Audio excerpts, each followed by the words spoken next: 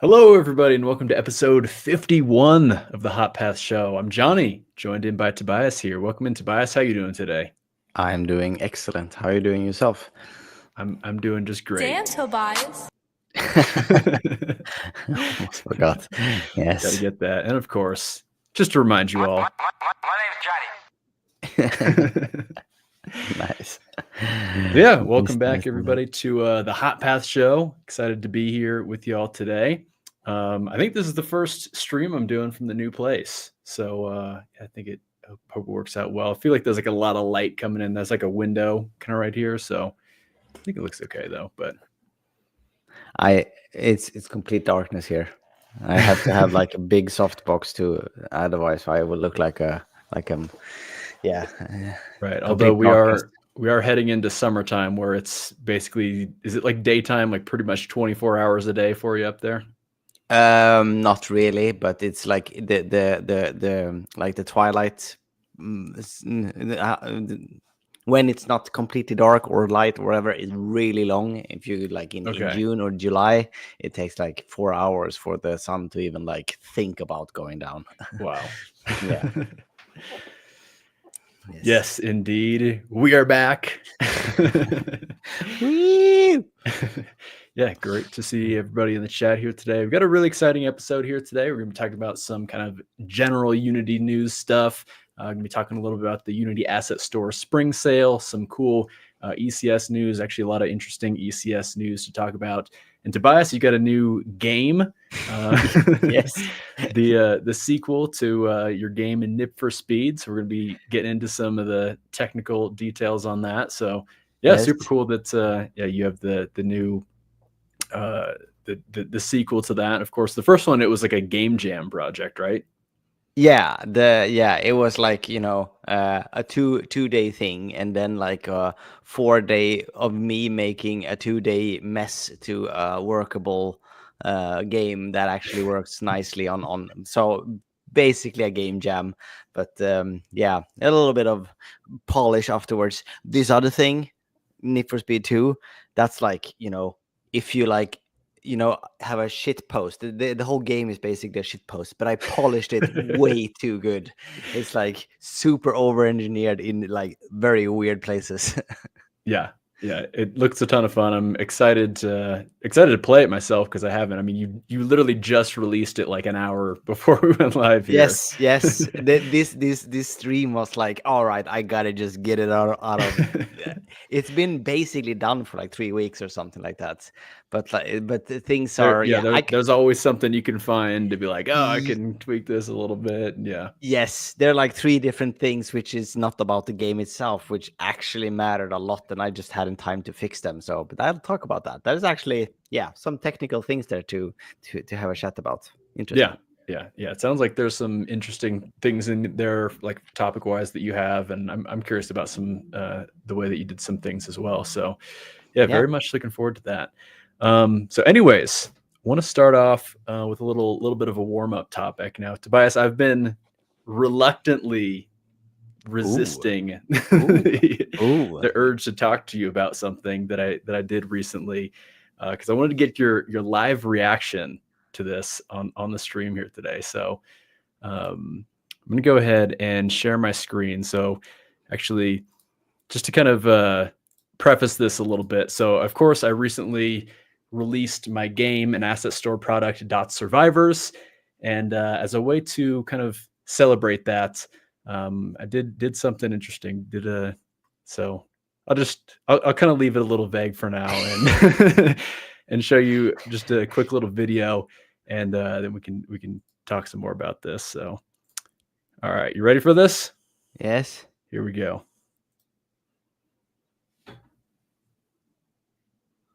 It's not playing for me. Oh, okay. Oh. I know what this is. What? Have you been at? Damn. Have you been at SpaceX? So no, this is actually not at the SpaceX headquarters, but and actually I have the grid fins. yeah. So I don't know all the details on that thing. Okay, Yeah. yeah, So continue. here, and actually, I have like a bunch of pictures and stuff that I can kind of share as I'm talking here. I can pull this up. But yeah, so actually, it turns out like not too far, like within kind of driving distance of where I'm at, is actually something quite cool. So this is, of course, the Falcon 9, the first ever orbital class rocket to Ah, launch, land, and then and fly fly again. again. Oh Yes. yes, and oh, I almost remember what the company who put on yeah, I remember they got a sweet deal because they were the first one to use a reused one. So where is it? So this is it's actually outside. Are you familiar with like the television provider called Dish, like the satellite television provider? No, but they are the one who used it, right?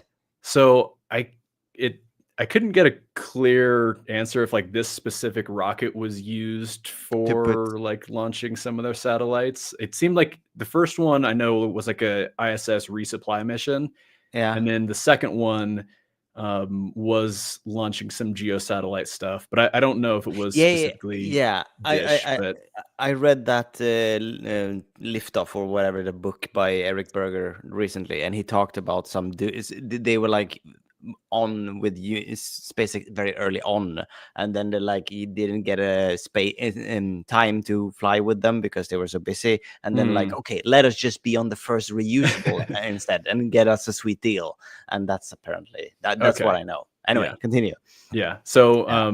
yeah, basically the like Dish television satellite television provider, they have the headquarters, and then like basically outside of their headquarters, they have this like just massive rocket on display. Nice. Is it Yeah. like is it surprisingly big when you get to it, or is it the other way around? So yeah, here I'll kind of like go into some of the pictures here. So we Oh of course man, got the business end of the rocket right here. you don't say. And then yeah, so I mean you can be like Yeah, really up close the to it and Merlin B everything. And engine. so yeah, Yeah, this is kind of like the kind of like lower portion of it is kind of like in this like little fenced off area. yeah, Um, and then they have yeah, like some little, things on the side about like some information about the launches and all that. yeah, yeah, And then you can see kind of behind it this building, like that's the Dish headquarters there. yeah. Um, but yeah, so as far as like the size goes, like I mean it is a giant rocket, of course, but I think it was like maybe a little bit smaller than Than you expected? yeah. I Yeah, like I kind of looked up the like dimensions of it, and it seems to be about like the same size as like the fuselage of like a 737.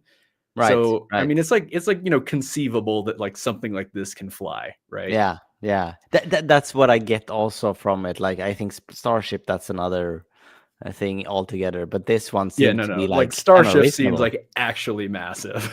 Actually stupid. Like, what the hell does that do flying? How did we do that? Yeah, Yeah. yeah. But by the way, just the engines. Fun fact. Maybe you know this, but can you guess how many horsepower one Merlin engine outputs? Ooh. I was clicking around on the Wikipedia last night, but Oh, I don't maybe remember. What is it like 1776 or something? 15,000 each. Oh, okay. To quote Elon, the molecules that makes up the turbocharger is all on the verge of ripping themselves apart completely when it's going. That's so Okay, crazy. yeah, that's insane. Yeah, yeah. Continue. So yeah, then I have a little shot through the fence here of the different little the fins here. The grid fins, yeah, yeah. Yep. Here's a nice Cool, little cool. close-up shot. It's cool how they have them like nice and extended like that too. Uh, Titanium. Apparently, they cost like 1 million each or something. Wow. They're Wow. so big.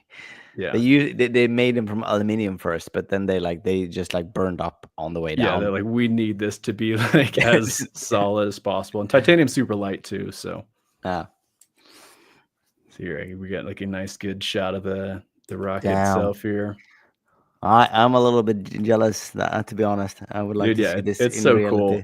And Yeah, yeah, and of course you can like, you're like right there, so you can see like all the like the joints and hinges of like the whole like landing feet and everything. yeah. Is it like taking some random joint or something from something mechanical and then put it like 5x in the scale? Yeah, pretty much. I can imagine. Just Yes. because I mean they're like, and actually I didn't even know if this is like anything significant, but this is like kind of on one of the landing fins of the system, just like I don't know, heat tile or something. But I don't know what that is. yeah, I mean it could have been like, you know, something on there that like kind of burned up a little bit Burned on up. re-entry, Got a and little yeah, bit exposed, toasty. exactly. Yeah. But yeah, so here's like another like close-up shot of some of these joints Ooh, here, and like that this is like I mean it's so like something that you'd see on like, you know, like a car linkage, like yeah. a similar type thing, but of course, you know, like you say, you know, scaled up 5 times. That looks chunky. Yeah. By the way, not to get into that, but yes, I suspect so. Well, if it stayed above, you know, the land, then Well, it goes around the earth. No, this one. No, because this only takes like 10 minutes, so I think it pretty much goes like out and back. Yeah, that So, one returned to launch I pad. mean, That one you're it kind of didn't going even, over international waters for a little bit, Yeah. maybe. So that one didn't even land on Of Course I Still Love You or Just Read Instructions, which Yeah, is the so- drone ship on the yeah, so I was gonna say no. So this did land on one of the drone ships. Oh yes, the first one land on land, but they didn't reuse that one. This is the second Yeah, one. so Which this one landed on the drone ship twice. I had the name, but it wasn't the Just Read the Instructions No, one. Of Course I Still Love You. Yeah. Yeah, It was that one. Yeah. The Just Read Instructions is on the west coast. It's outside of Vandenberg. Okay. So this one went into from my, I almost said Miami, but Florida. Yeah, Yeah. whatever. Yeah, as you see, yeah, I'm the biggest geek Also, about this. Fun fact about kind of in the area around like Cape Canaveral. Do you know what the like cell phone area code is? No. 321. Nice, good stuff. So yeah, here's just some cool pics here, and of course got some nice pics of the old Merlin engines there. Nice. By the way, which is the engine that you have behind you? Is that the Raptor engine? This is the Raptor engine. This is the full flow stage combustion, which means that both the liquid oxygen and the fuel is like spinned up in the it's like crazy so complicated. These ones are like traditional. Yeah, just straight up like fuel ignition go. Yeah, there's a I don't know if this one does this, but I know there's a video you can see of the RS-25, I think they call. They're on the space shuttle when they are running the RS-25's engine, which is hydrogen based, on a test stand. And the engine bell has cooling channels inside where they run the super cool fuel inside to cool down the engine. And you can see on the edge that they're like spewing 2,000 degrees of like engine exhaust on one side, and then right on the other side of the nozzle that's cooling, it's ice. Wow. It is like like that is an some inch. impressive physics right there. Yes. Like then you're like, oh, it's cooling. I see. That's crazy. Wow. Yeah. So, and we got a little bit of the top here. So this is kind of cool. You can see the paint's like super faded, but you can see, Falcon 9 with the American flag there. Yeah. There's a nice little close up on that. Awesome. These are the grid fins, which these are like, again, not super huge. They're probably like maybe like a meter by a meter, maybe a little bit bigger. Oh, yeah. So, well, I mean, when you look at them from like, you don't have a good reference point, so they look like they're like, you can put them on a table. Yeah, right. No, you can't. Well, a very sturdy table, I guess. Yeah. And so here's kind of like a shot of the whole thing. That's so cool. You can see over here there's kind of like this is kind of like the little area where all the stuff is, and there's like a little creek and path kind of like going under it that you can kind of walk under, which is cool. Nice. And here's like the top of it. Yeah. So you can kind of see this little linkage thing here. Oh, that's awesome. So yeah, super cool. There's another shot of the other side of the grid fin and the top there. So yeah, that was my little adventure. Hello, man. I wish I was there to check it out myself too. I know. You'll have to. You have an excuse to come visit me now. So Yeah, one day. Yeah. Well, nowadays it's like easy to catch a SpaceX flight. They're like, it's like yeah, that fucking happening all the time. Yeah, yeah, New Year's rockets by now. It's like all the time. yeah, So, but I wanna when I go to the US for some reason next time, I really want to see if I can catch one of those yeah. things. Because I think they have like 3 of them on display. So there's the one here in Colorado. Then there's one at the SpaceX headquarters in Mm. Texas, and then I think one nearish Probably Cape in Canaveral. Hawthorne in California. I think it was actually in Florida, maybe near Cape Canaveral-ish. I can't remember. Yeah, but don't they have one in their headquarters in Hawthorne? I don't know. I'd have Wow, to. well, I'd have to them, look to. they, But they yeah, they have a few now since they they yeah. probably have a few that they recovered and they like well, let's not No, push this it one was further. funny, like looking at like the list of like all the like successful launches of the different rockets, and like they start with like, they're each have like, 1 launch, and then like finally this one has 2 launches, and then like the next one has like, 1 launch and then 1 failure, and then like as you go down, like now they have like each of these have like 12 launches each. Yes, it's So crazy. yeah, It's they're really it's it's nuts. they're doing some cool things over there. So yeah, it Sure. was just like super cool to see, and just like it feels just like super. I just felt like so inspired and full of energy, and just like want to get back and like make some cool stuff after that. So Yeah. That stuff like that works on me too, for sure. Yeah. yeah, Too bad we don't have that cool stuff in Sweden much of. We have cool game developers, but there's and like Koenigsegg, who's a good yeah, car maker. But of course, otherwise, we are a little bit behind the bigger boys of on like cool stuff like that. yeah, Yeah. yeah. All right. Okay, well, let's get into speaking of game development. Let's get into some game development topics here. So, wanted to start off with this right here. So I don't know if you saw this. I think we had kind of this game Survival Kids. Had you seen anything on this? No, actually. So the significance of this is actually a game developed by Unity, published by Konami. Oh, Um, published by. Okay. Yeah. yeah, for the Nintendo Switch 2. Yeah. Was a little bit interesting just because like the way that all like the timing stuff worked, because like Unity had like the GDC presentation, which we talked about, I think the last time that we did a stream. And like at the beginning of it, they're like, came out and they're like, oh, we're kind of, dog fooding our engine by like helping other people develop things. But like the Switch 2 hadn't had their reveal yet, so they hadn't like talked about this game. But this is like, I like see. now internally developed by Unity. Interestingly Yeah. enough, this is actually, I believe, like an existing IP. I think there's like a Game Boy game, like a Game Boy game with this Survival Kids IP. All right. But obviously hasn't been. It's quite different than a Game Boy game here. But yeah, it seems like a little co-op game. So it kind of Nice. seems like a cute little game.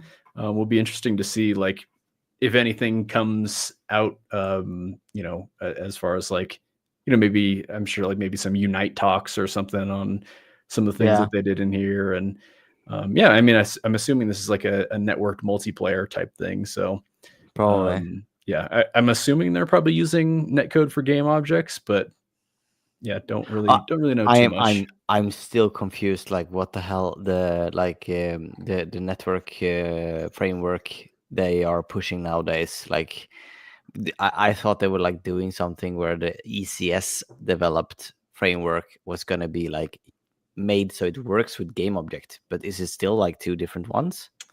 Well, yeah, so there still is the netcode for game objects and netcode for entities, and then of course both of them have their kind of like more or less use cases of like if you're making some certain game, then can Should use okay. one or the other. But we'll talk a little bit later about just kind of the Yeah. ECS update of things. But I think when they start getting into the whole like ECS for all initiative, where all game objects have entities that maybe it blends and becomes even more confusing. Not more confusing. Maybe it either it's comes more unified. confusing or less confusing. One way or the other. But something is gonna happen. Yeah. So it just was interesting that Unity is kind of like making their own game published by Konami. And does this have like a release date? I don't think it does. So anyways, well, I suppose it's not a release title for Switch 2 then. Probably not. Yeah, maybe not. Are you pre-ordering a Switch 2? No, but I will probably need to buy one. You can if I'm porting a game to Switch 1, you can probably like it's not an NDA or anything. You can figure out what I might be using a Switch 2 for one day. Yeah. So probably I will have to buy one, or like ask nicely Nintendo to send me one to make games for them. I have like a billion. I have 7 consoles in my house, and I own none of them. Yeah, so I guess an 8th like one on loan from Sony or whatever. Yes. And you like open them, like you smell. Oh yeah, other developers has used this. I can tell. I got an ergonomic mouse sent with me. I'm pretty sure that's not Sony's. Somebody forgot and accidentally included their own mouse when they sent it back to Sony. Like swept everything off their desk, including the mouse. Like, get this out of here. Yes. Yeah. Anyway, I'm happy. I hope they go all the way through and they like, oh man, there's so much shit that we need to make it easier for them, because like actually coming to the very end of making a game is different than just helping out the developers get to the end. Right. Yeah. Actually, shipping a game and stuff. Yeah. Yeah. Wonder if they're using the unreleased new animation system there. Very interesting. If Unity talks about how they made this. Yeah. Don't know. I pretty much all I know about development is that Unity is developing it, but they haven't really talked, what type of, architecture in any type of way that they're doing, or any of the specific features that they are. So, yeah. Let's hope. I mean, it's not a game I will play, but I'm happy they do something with their own engine, pull out more kinks. Cool. Absolutely. So, shout out to Unity for that. And then also, yesterday, Unity just released Unity version 6000.1. Of course, not to be confused with Unity 6001. I saw your tweet, and I'm still confused. Where is this screenshot from? I made it. You fooled me. I was like, wait, not good. Which one is it then? I was thinking, like, I don't know. So they had like a now available Unity 6.1, and then I did a little Photoshop wizardry to change it to 6000.1. So good, 100%. Yeah, but, hopefully we get used to this new interesting naming convention soon. Yeah, and that's kind of one of the things I wanted to talk a little bit about. So actually, Unity kind of did a stream yesterday where they're kind of celebrating the launch of Unity 6.1, and so they're kind of talking about it a little bit. And this is kind of where like the Unity version stuff seems a little bit strange. I think I'd kind of mentioned this like in the previous stream that we did, kind of on the GDC stuff, where like the CEO was basically saying, we intend on shipping, 3 versions of Unity per year, basically. So that's kind of what this graph is showing, is like they have the, Unity 6 release, the 6.1 release, which was just, released yesterday, the 6.2 and 6.3. And so I'm not like really much of a fan of saying, we must do this amount of versions per year. And it also was like, it kind of seemed like that was sort of the versioning that they were like kind of going away from. Like, I was going to say the yearly versions where they're like, we're going to have 2020 6.1, 2, and then the 3 is, you know, the long-term one kind of It's thing. exactly the same. Yeah. Yeah, I'm so confused. Like Um, what? Yeah, I saw this. I just scrolled through, but the live streams when they are like talking, they're slightly verbose for my taste. yeah, yeah. So I skipped through most of it, but I saw this one and I was like, this looks like they just swapped the 2000X for a 6. Like, what's the point? But I don't know. Yeah. And so it did kind of seem a little bit confusing at first. Like I kind of think I maybe understand a little bit more what they're going for now, right? You have like, because now we're on like 6.1, but even though it's showing like the 6.0 version is kind of the LTS version. So I'm like, okay, so like now are these like 6.1 and 6.2, like these aren't LTS, but then this basically says the update release, like if you look down at the bottom, the little kind of like red thing there, update release, same level of support as LTS. So then it's like those ones kind of like now get all the LTS as far as like Unity 6.0 is in LTS, I Is think. there anything that doesn't is on the level of LTS? Doesn't make sense. Yeah. So I Yeah, mean, yeah, I understand completely what you mean. Like it seems like everything is like LTS or something. yeah. So Yeah, I mean, my kind of like position on this is, you know, just have like an LTS version, and then you also have like a, you know, beta track version where you can like test out new features and stuff.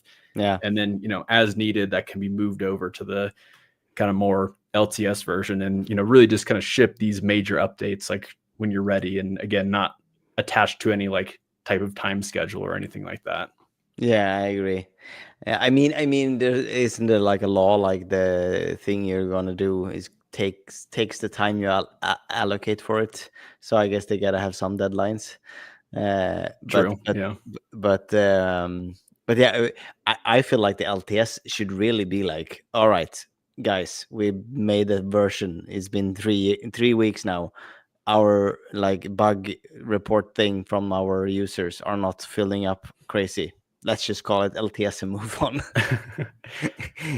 That's Actually, this is super interesting. So I'm assuming you're referring to 6.1 where it said LTS yesterday in the hub, and then they changed it to saying supported.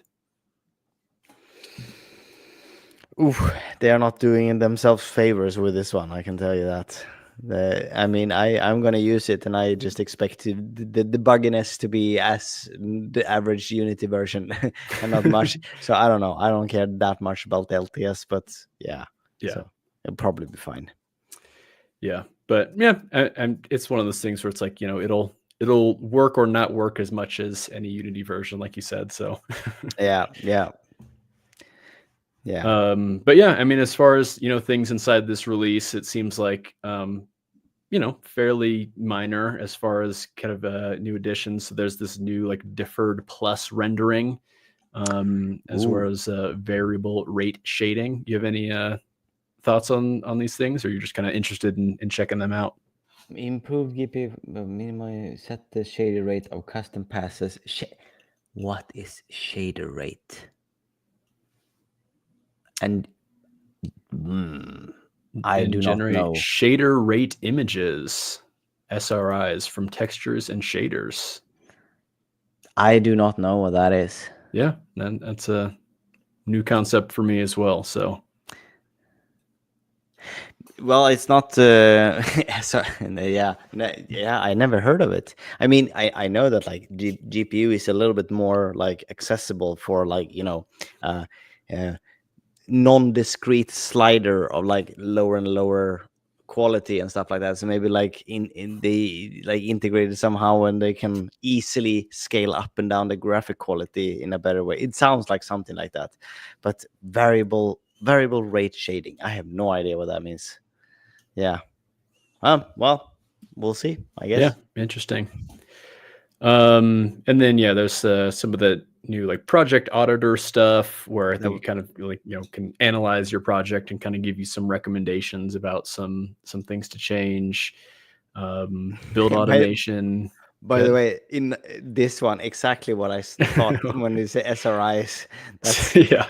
not that I've used it or need to use them, but that's what I think about when I heard SRI. So I was very confused there. Yeah. Yeah. Yeah. All I right. guess, yeah, Continue. that's always the, thing that you get into when you have like Acronyms. acronyms. Hey, I mean, this show's an example. The Hot Path Show, THPS, Tony Hawk's Pro Skater. That's a very lucky good thing. Yeah, Well, lucky, I don't know, but it could be worse. that's a perfect coincidence, I meant. Yeah. Shout out Tony Hawk's Pro Skater, great game. Oh my god, Tony, the second one, I played the shit out of that. Oh my god, such a good game. And then they kind of have some more platform support type stuff in here, so yeah,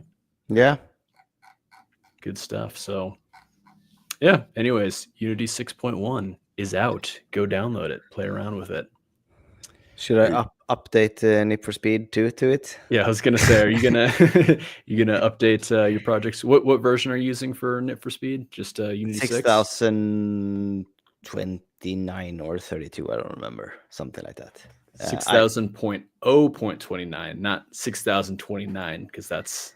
It says 6,000. Oh yeah, that's a stupid O there. Why do they shove in an O there?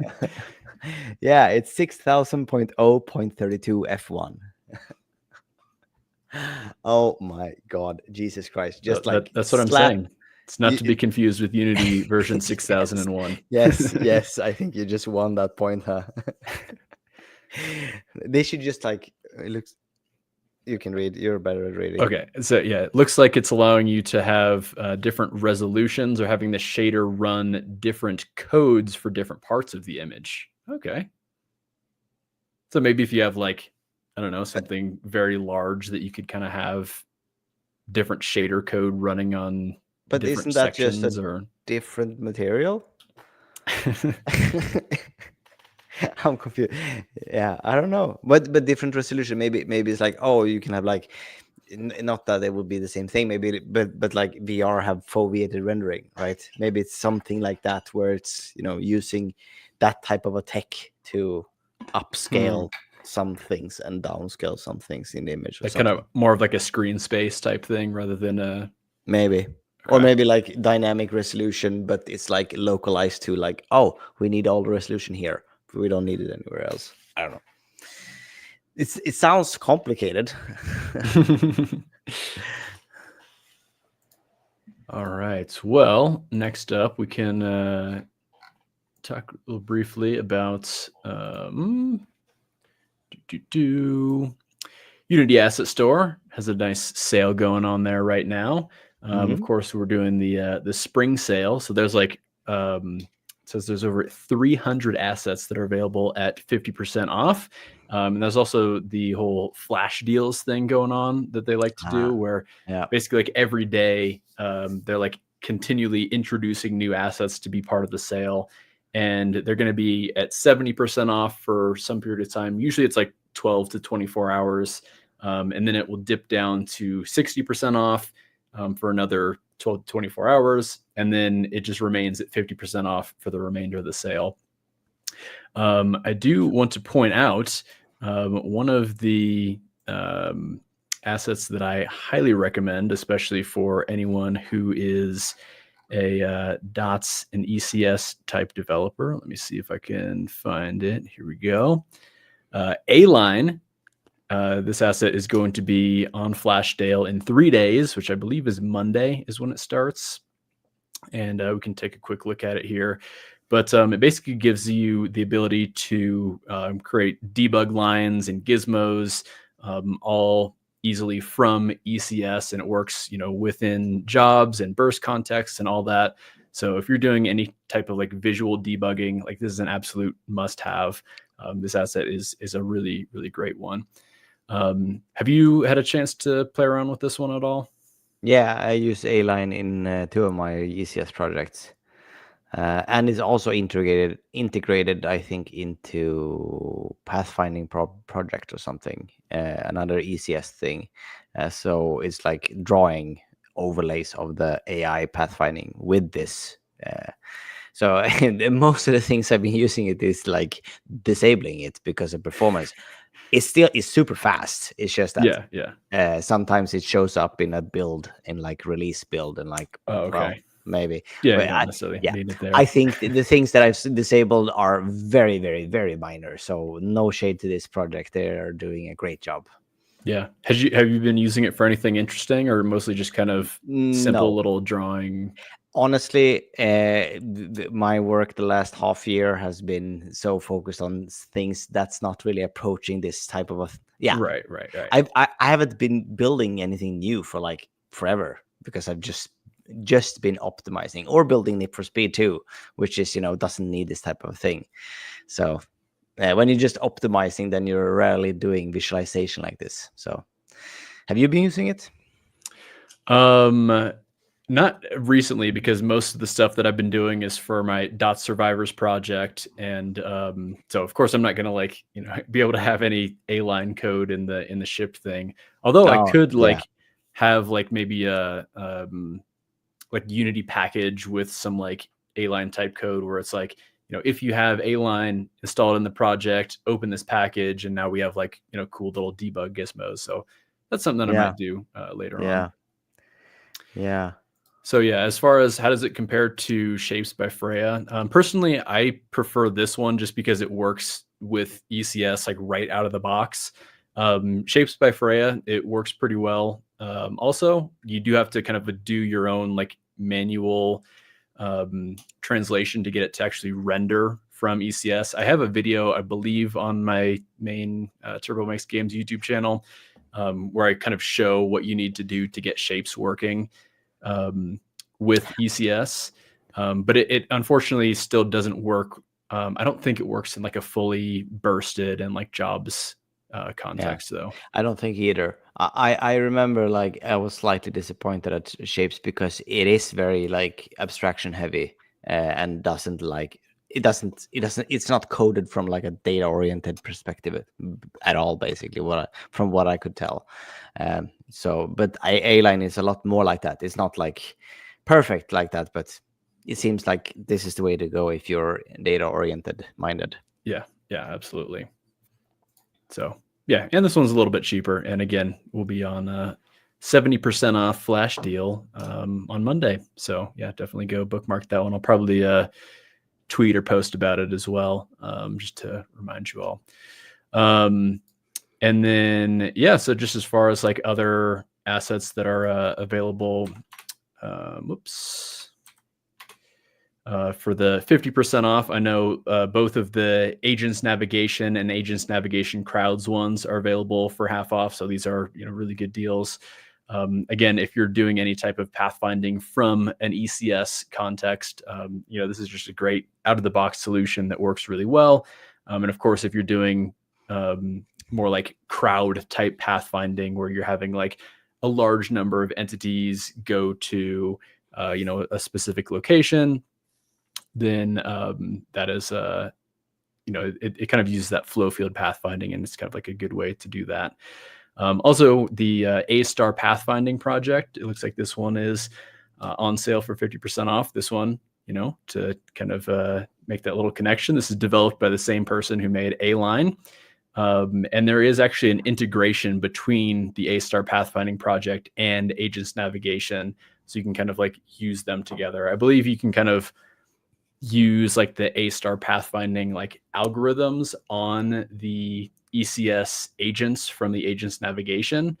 So yeah, another little option for you. A-Star Pathfinding project I've used a ton. Sulfur uses it, and I bet there's a reason for it, but it's very complex. That's for sure. There's a lot of stuff going on in that project, but it works well, so I shouldn't complain. Yeah, no, I hear a lot of great things about it, and I mean, I haven't used it myself yet, but I'm sure I'll get around to it one day, and maybe even try around the integration with Agents Navigation as well. Yeah.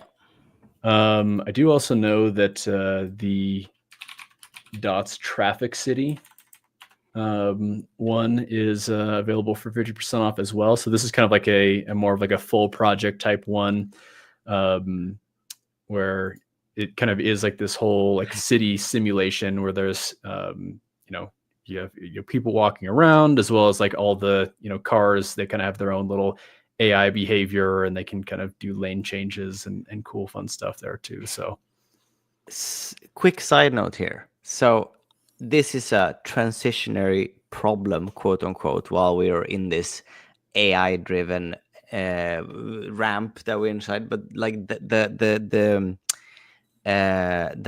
screenshot that was in the start of this one was obviously like a Mid-Journey type of image. Did you notice that? oh yeah.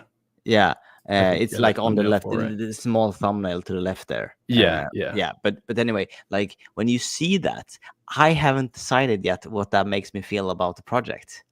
It's like, it's weird. I don't know what it means. Like they just like, it's a little bit of one of those like, I mean, it's kind of like, I mean, it's really like your first impression on the thing, and it like kind of like, but in like it's the problem won't be for long, because AI is getting good enough that you won't tell. Like it will just replicate anything looking at like lower quality if you want that. But yeah, I was just looking at them like, oh, that's AI again. Can't they just like take some screenshot of it? I'm like, but I guess that's kind of fair. I mean, it's hard to make a thumbnail that pops out in a good. Yeah, I don't know. I mean, I had my artist make my thumbnail for my Dot Survivors project. So woo, paying real artists. No, I don't know. I'm throwing stones in glass houses with this one. I use AI all the time. But yeah, I don't know how I feel about it. I think they should be using that if they want to, but it's weird. I'm like, yeah, oh yeah, that's AI. That's just a prompt, and then they got that. Yeah. Anyway, continue. So yeah, anyways, when you're over on the Unity Asset Store getting a bunch of things on sale, maybe go check out my Asset Store product, Dot Survivors, which is kind of the full project files from my Steam game, Dot Survivors, with a bunch of other learning resources to kind of teach you about, all the, exciting stuff that I did from a technical side, as far as kind of like, how I made the whole project and everything. People seem to be liking it, getting a lot of good reviews, a lot of positive feedback in the support Discord, and people have been enjoying the project. So yeah, definitely go check it out. Unfortunately, not part of the spring sale, but maybe part of a sale soon. We'll see. But yeah, check it out. So yeah, anyways, that's I think most of what I wanted to say on the asset store sale. Are you guys using any kind of assets in your Sulfur project? You had kind of mentioned the A-Star pathfinding. Are there any other ones like Odin or something that you're using?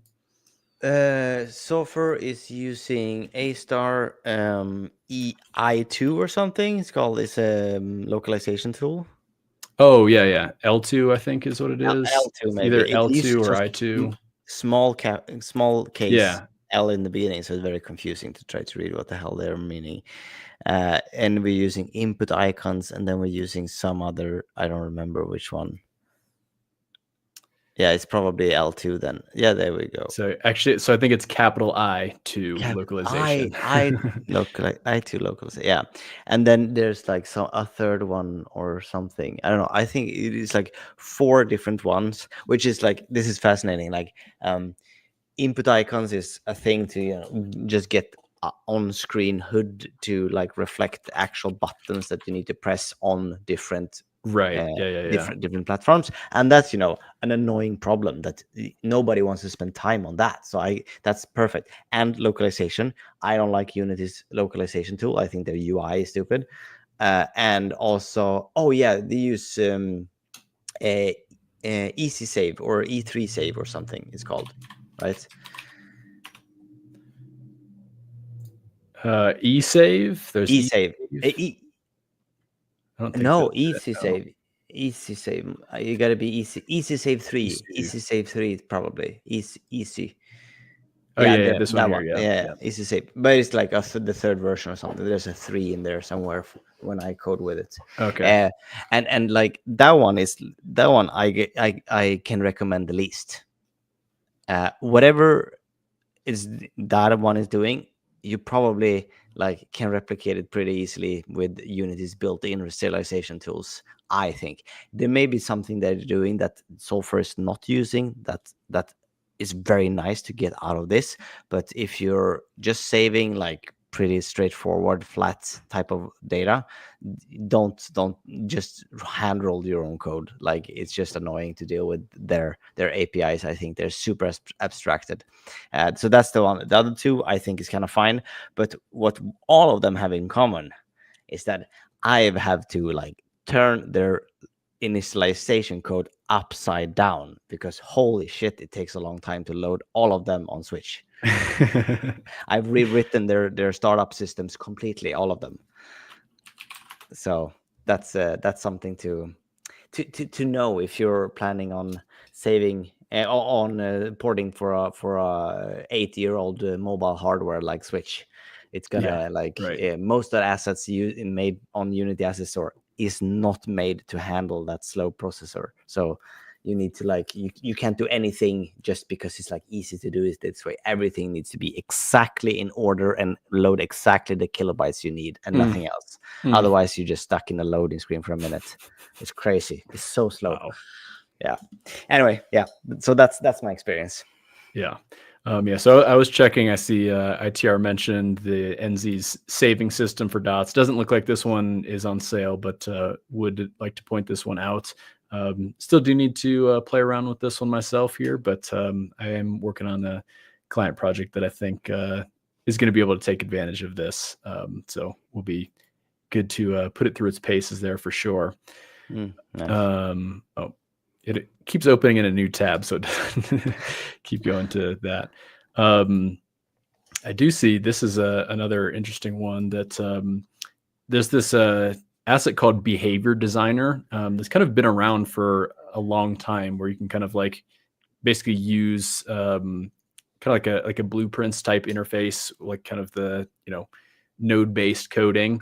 But this one is all they recently updated it to now be all like completely dots powered. So really interesting to see there. So would like to I wonder if actually met this guy at GDC I think last year and was talking to him about it a little bit, but before he kind of updated it, because it's very recent that he did updated it here. But what were you gonna say? Yeah, it would be very interesting to know how they tie in, like, because I assume this like editor-based selection of like what values you use to evaluate different nodes in the tree, right? And like getting those values, I obviously not the reflection-based, so it's something else. Maybe they're using code generation or something to have a visual interface to be able to do coding, basically, right? Right. Yeah. Yeah, because there's also like a thing called Node Canvas. It's another asset that does similar thing. Right. And, yeah. And then I just came out of having to do a code generation version for that because it's so slow on Switch. so yeah, I it would be nice if my colleagues would have chosen this one instead, but it didn't exist when they started with Sulfur. So right. Yeah. But I would be very interested to see how they deal with the performance of it, because that's tricky. When you don't compile the code, there's no code compiling. Then like, how do you make it fast? Right. Yeah. Like runtime inference is like it's slow to do everything reflection based and like non-compiled code. Anyway, I'm sidetracking on performance annoyance I have to deal with all day long now. Oh, good stuff. And so yeah, I think this is more kind of like a behavior tree rather than like full on visual coding, but again, need to kind of play around with it a little bit. Should be possible to use it as a structure instead and bake it. Maybe. Yeah. I don't know. But like behavior tree instead of visual coding, I get it. Like there's but at some point there's some type of like runtime interfacing with the actual code that is written and the game objects. Like how is that bridge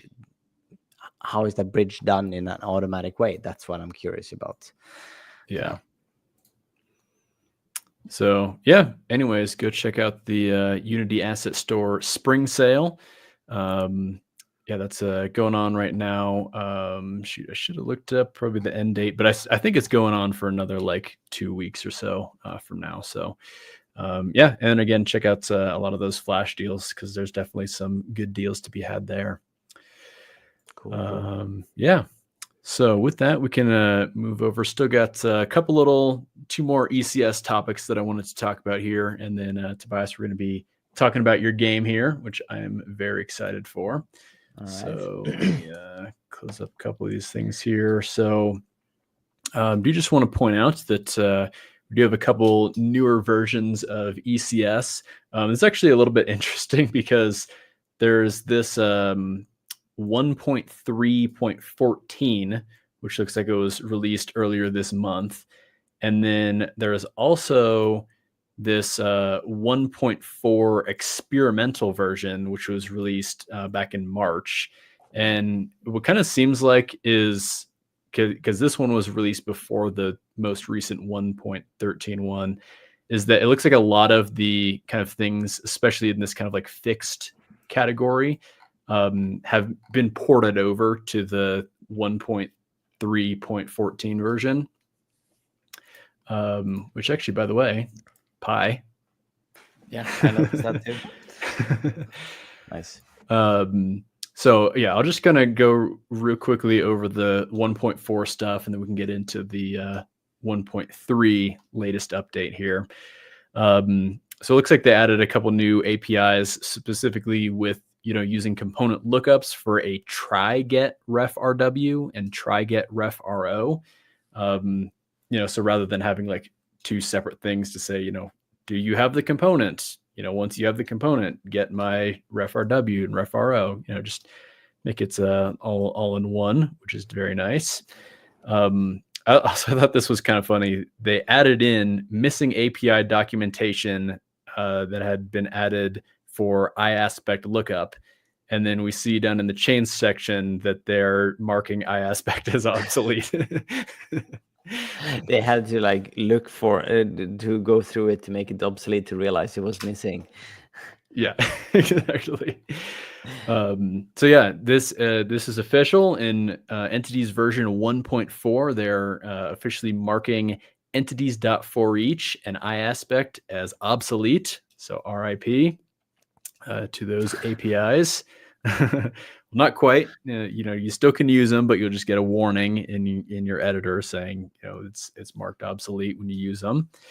But yeah, they clarify here that entities for each and aspects will remain supported in 1.x packages of entities. So they'll still work until the 2.x version, which is Unity in their versioning schemes, as we discussed earlier on the show. That could happen at any time. Yeah.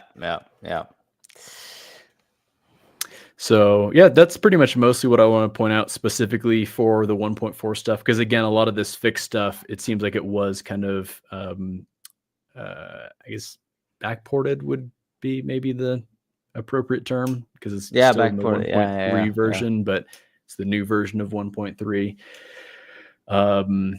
So yeah, anyhow, it looks like minimum supported editor version. You can still use this just fine on 2022.3. So, if you're still on that version, you can still upgrade to the 1.py version of Unity entities.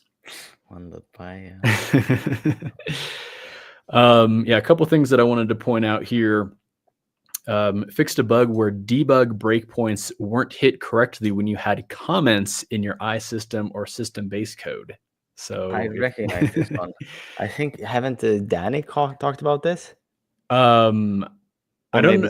So I can't remember if he specifically mentioned the thing about the comments or not.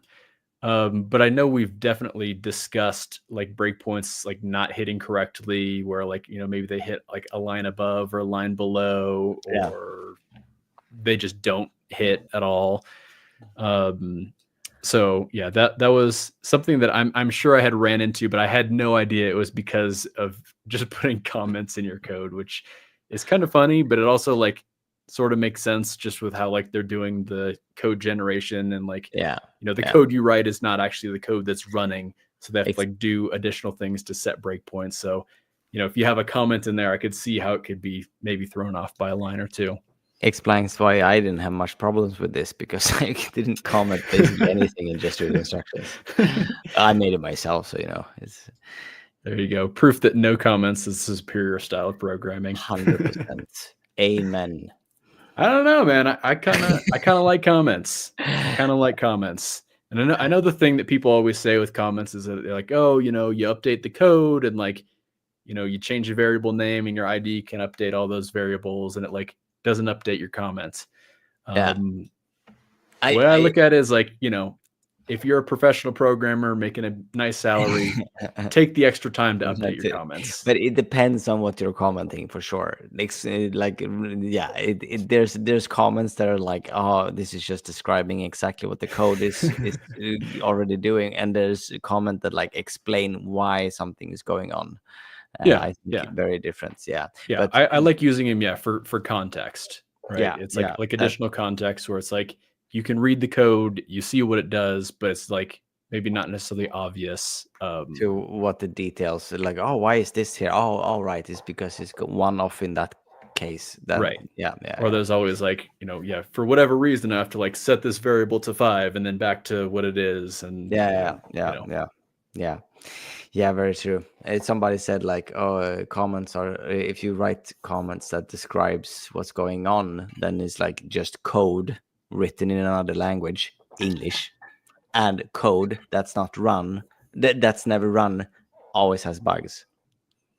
And that's like a way to frame it, I guess, be very negative around codes, comments. But I think I guess my position is like, if you understand the arguments of why people say comments are bad, and you have that like awareness to, that's a good point. Update your comments and keep them like good and everything. And then like maybe when you're writing some comments, sometimes you're like, wait a minute, now I'm just basically, okay, this is not the comment I need.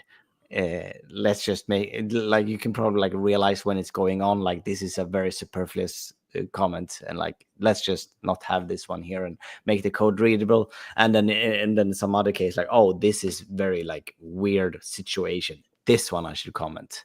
Yeah. But because I mean, in my .survivors project, I mean, the entire code base has comments all over it because I'm using like the like built-in C# API summary comments to like generate my documentation site. And so like there have been a bunch of times where I'm like, late at night, changing a feature, fixing a bug or whatever, and then it's like I just want to like shut this down and go to bed, but I'm like, nope, I gotta update the comments right now, so before I go to bed, before I forget it. So but that's also that is a very, very good case of like comments makes a lot of sense when it's like, this is a asset that's, I mean, I have comments inside my shader graph for the interior shader.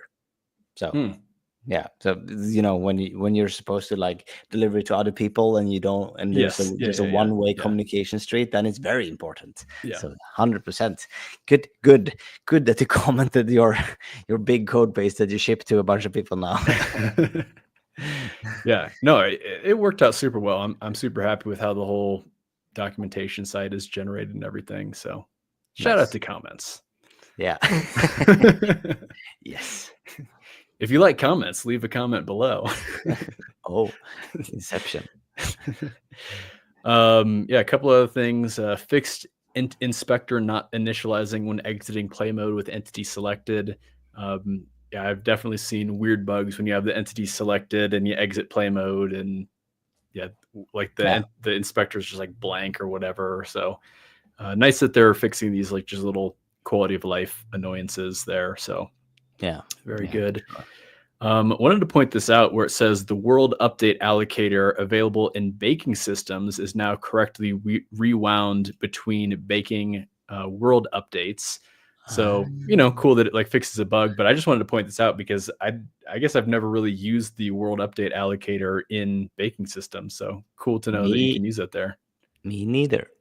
So I never thought about that. I rarely, there's not that often I allocated like stuff like that in the baking to begin with. Right. Yeah. That's Yeah. Like not that every often. once in a while. Yeah. Like, I mean, maybe when I'm creating a blob, like I'll do like a persistent allocation, but yeah, it's Yeah. pretty rare that I'm doing like temporary allocations inside of Baker anyhow. Yeah. For sure. And then the last thing that I wanted to point out here is fixed system APIs called from property declarations not working correctly. This is another thing where it's just like, oh, I never used a system API inside of a property declaration, but sounds like it works. Like just like in a property, like in a Yeah, set of gets. that's what I'm assuming. Yeah. Yeah, that's a fast. I hope they had like an error for it, because that feels like something you could like tear your hair out from not realizing what's going on. Well, I'm just assuming that it was like if you try to use like system API like in a non-system where you just get that kind of like generic warning. I would Maybe. assume like it Yeah. was just like throwing something like that. But Yeah. again, something that I'd never thought about or tried. So Interesting. yeah. So yeah, new Unity ECS update 1.py. 1.py. So go. Stuff. I'm looking forward to the day I can start diving into this again. You're getting close. I feel it. Well, yeah. It feels like it's just like, a mirage right now. Well, speaking of what you have been working on lately, we can transition to talking about your new game. So I guess we should probably give some people context about what the first game is, and then we can reveal the title of your new game, which is, I think, amazing. Yes. So should I just, yeah. Well, actually, so before you reveal the title, as a title reveal, I'll play the trailer. How about that? Oh yeah. So you can talk about the original game, and then we can play the trailer. Yes. So over a year ago, February last year, I and 4 other people made a small game game with the theme "Make Me Laugh," and the idea was just we want to throw a cat outside out through a window as a ragdoll, like when you crash or something with a car, and then we just made a game around like having a reason to crash a cat through a windshield. That was basically the core idea, and we just like shoved it up on itch, and then like a few days later there's 5,000 people who played the game. Wow, where did that came from? And then it now hovers around 85,000 people who have tried it in some way or form, to spoil it, since you're going to play the next version, this sequel, I can spoil the first one ends with you crashing the car. Well, the cat drives the car and crashes into the side of the road and flies out, and that's where the game ends. And I mean, maybe this is the place where you should show the trailer.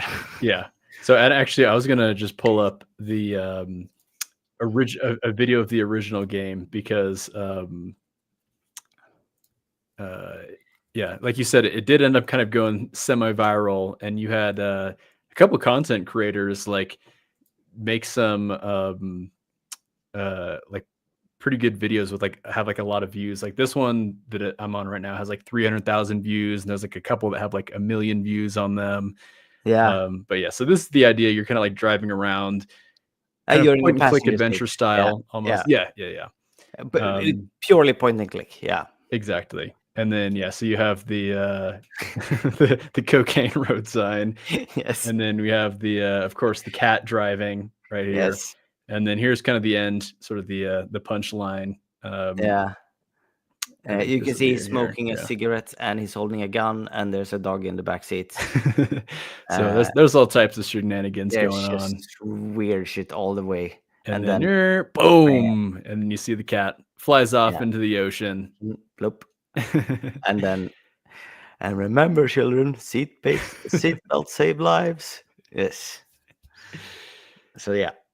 So that one was the thing. Yeah, and I think we have a rating of 4.80 58 out of 5 on itch. Very nice. Very nice. And that's like, I don't know, 300 rating or something. So it's like a lot of 5s. It's crazy how much people just 5'd it. Yeah, heck yeah. All right. Well, are we ready for the reveal of the sequel to the famed Nip for Speed? Yes. Did we also explain that the name was Nip for Speed? Oh yeah. Nip as in catnip. The cat is driving and he's like chased by cops or something, and because he has a bunch of drugs. Catnip. Yeah, it's obviously a very, very serious game. Yes. So yeah, let's go ahead and play the trailer for the new one now. Let me make sure the sound is on. Okay.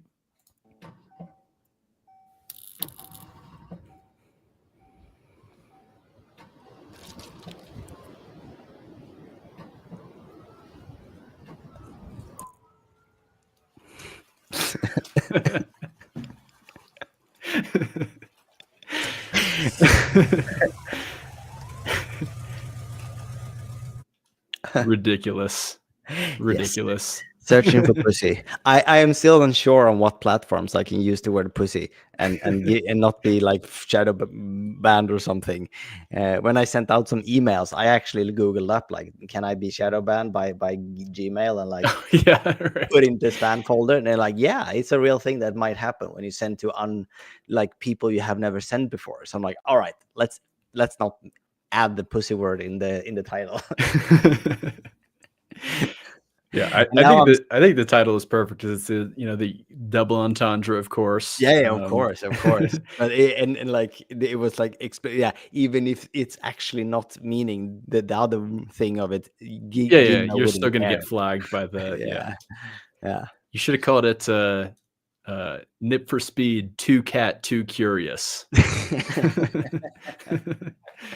Well, we were like, if we are afraid of being shadow banned or something like that because of the name, then like that's the thing that should make us viral again instead. It's like, a reversal sort of the thing. You can't be scared of that time. You need to just break the rules if you want to be viral. Exactly. Yeah.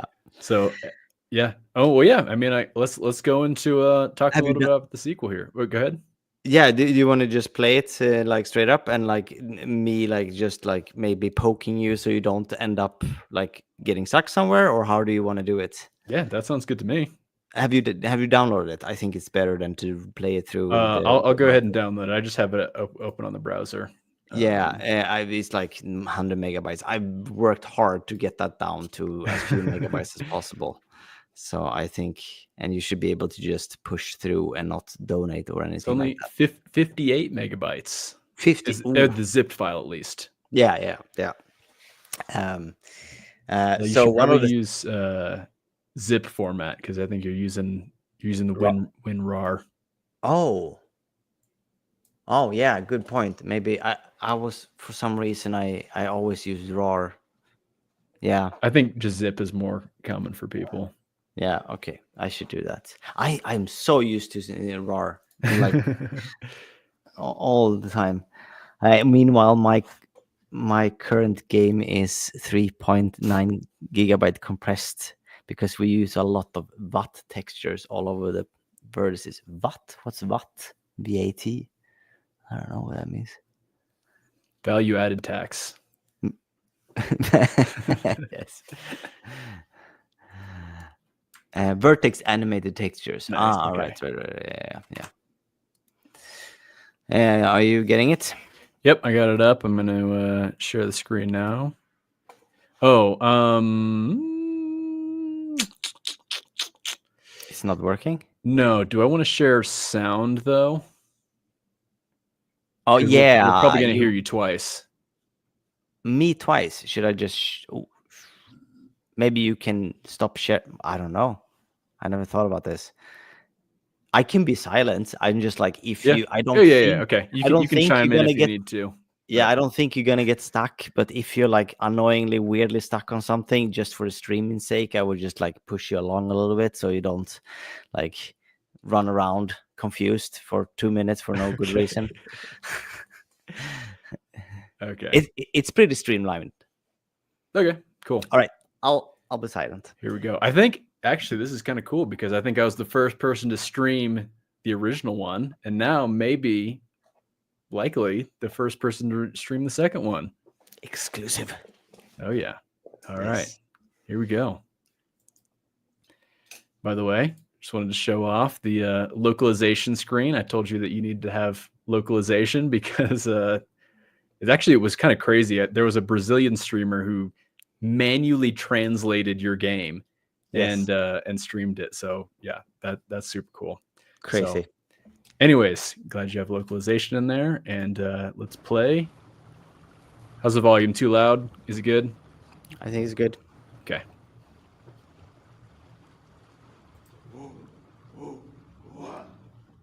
Same sound effect. All right, and here we are. We're on the boat. Okay. All right, we can actually move around this time. Looks like we have maybe some canned tuna there. Okay, fishing hook. Let's go inside. Damn, I didn't think hitting you with that metal pipe would knock you out that long. Do you remember anything? Our heist down the docks to get a boat, how we chased, or how I got feeding and betrayed you. No. Anyway. We're out here looking for Cat. He flew real far in that crash. I hope the Coast Guard hasn't found him yet. He had enough catnip in his bloodstream for a 5-year sentence. And after that drive, we're both accomplices. All right, here we are. By the way, I see. Oh, look at that harpoon with a scope. Cannot really drive a boat unless I have the proper equipment. Please go fetch the captain's hat and pipe. You'll find it in the cupboard in the back. Also, I like how there's a little cigarette lighter there, a little throwback. Game, and maybe we'll see if we use this here. Okay,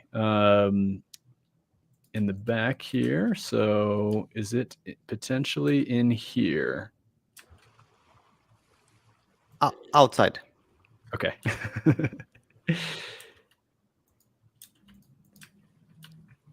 What do we have here? Okay, here we go. Captain's hat.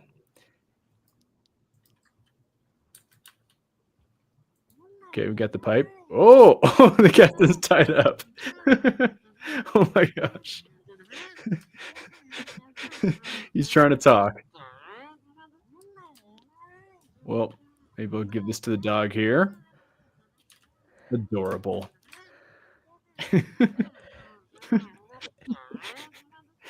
This is so ridiculous. Oh.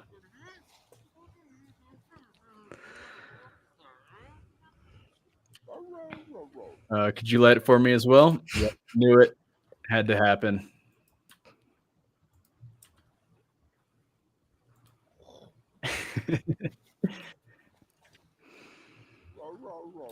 Finally, we can start looking for realsies. Hope you don't mind Captain Timmy. He might have also been a victim of the pipe, but he's normally a nice guy. Good old Captain Timmy. Actually, one more thing. I don't like getting my paws wet. Would you mind throwing out some water buckets? I put them in the back. All right, let's get the water buckets.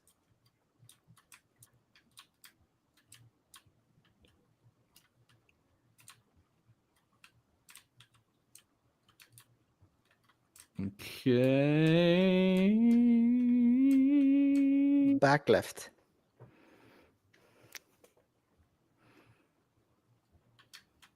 Oh, there.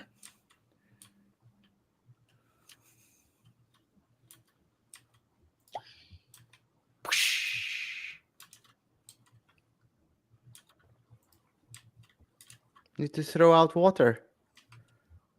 Oh, wait, is there water like down on the floor or something?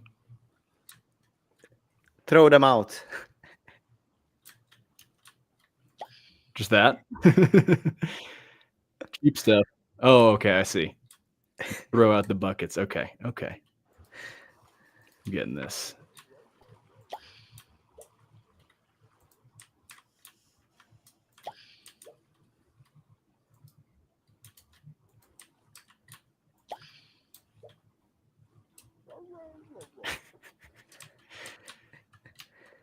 Good, now you don't have to go around smelling like wet dog met a fresh bag of Cheetos.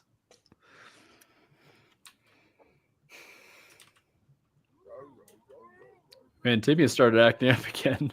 And I always act up when I'm hungry. See if you can't find him some canned food for him to eat. I know where the canned food is. Oh, wait, what was that name? Oscar's Stummerstring.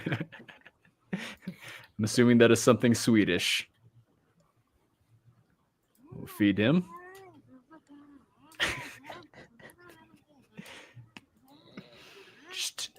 just lock him up a little bit there.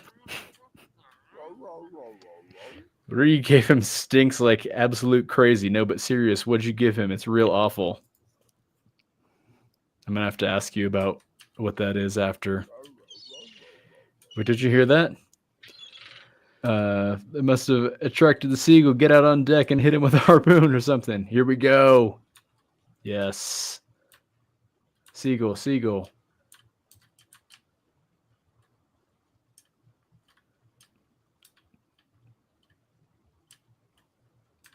Uh-oh.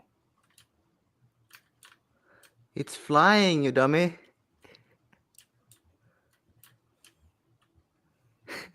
Look up. Aha! Oh, no, no! Okay. Got it back. Yo!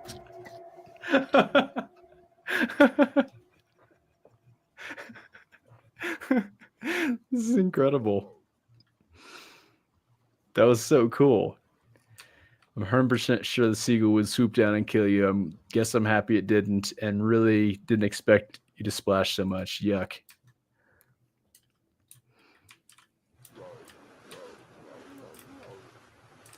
We're out of gasoline. I knew I shouldn't have helped at all. See if you can't steal it from the docks up ahead.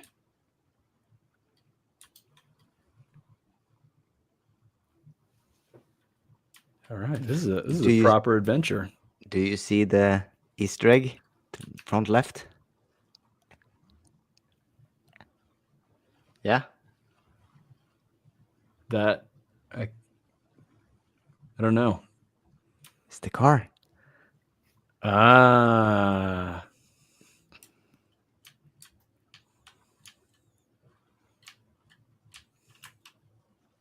Oh, we're swimming. Is this guy drinking gasoline from a straw?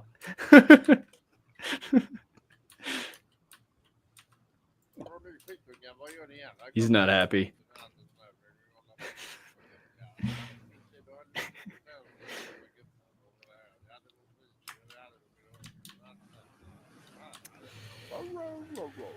Probably good that we stole that gasoline. He'd had enough to, I think.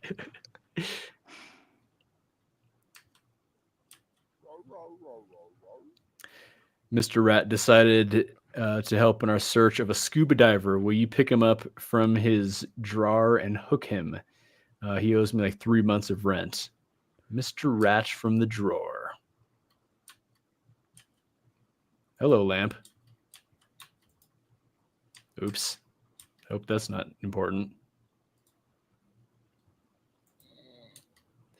Oh, this is adorable. This is so funny.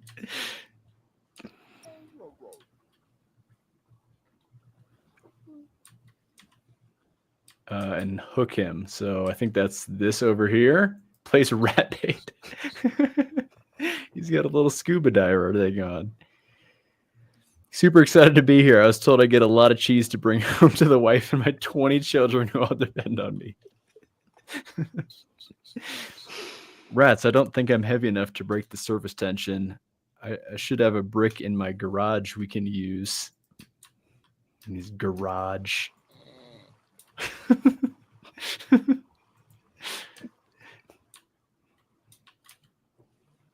Place bait brick. Oh, that's perfect. Only thing weighing me down more is the fact I'm a bit of a scaredy rat. By the way, don't rat me out. I can't really swim. I'm doing this for my kids. Okay, I'm ready. Lower me. Uh-oh. Salute, Mr. Rat.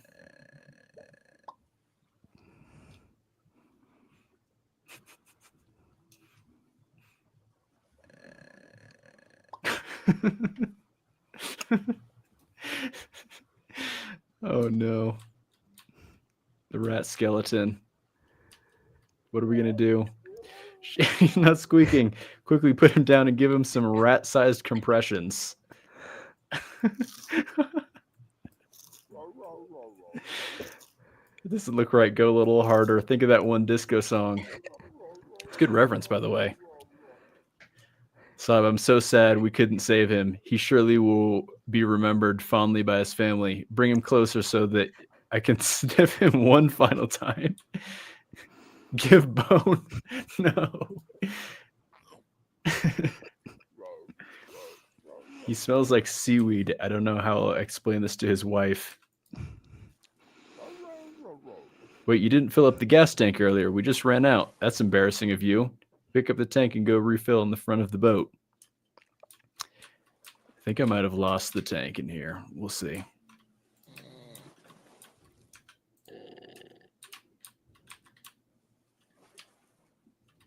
Oh, here it is. I thought it clipped through the wall or something, so we're good. Okay, refuel.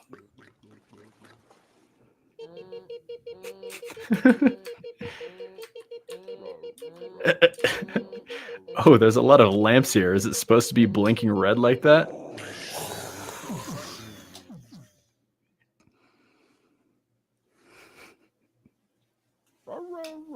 What the hell happened? Maybe that was something stronger than gasoline. All right, who's on the flamingo? It's the cat. Oh, hi, I didn't see you there. I hope not. I hope you did not worry about me. I think some time at sea has been really good for me. I reached the conclusion that the water is really just wet. So am I a transcended cat now, I think? Anyway, what are you guys up to? Looking for you! You don't happen to have any catnip on you?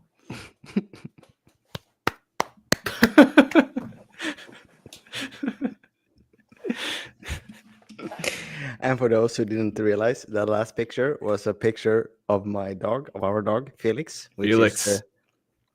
He's lying and sleeping there right now. So Felix is in 2 games now. Yes. He's in, of course, your game as well as Dot Survivors, playable character in Dot Survivors. True. 3 games, 2 Need for Speed and yours. Oh, okay. He's the one in the back seat of the original Need for Speed. Okay. Yes. All right. That was awesome. That was fantastic. Nice. I'm glad. It looked like the jokes landed. Oh yeah. Yeah. Any favorite ones? I thought the staying alive CPR reference that was good. That was good. Yes. As a former lifeguard, I'm familiar with the staying alive chest compressions. Staying alive. By the way, that seagull didn't deserve that. That was so cool. No.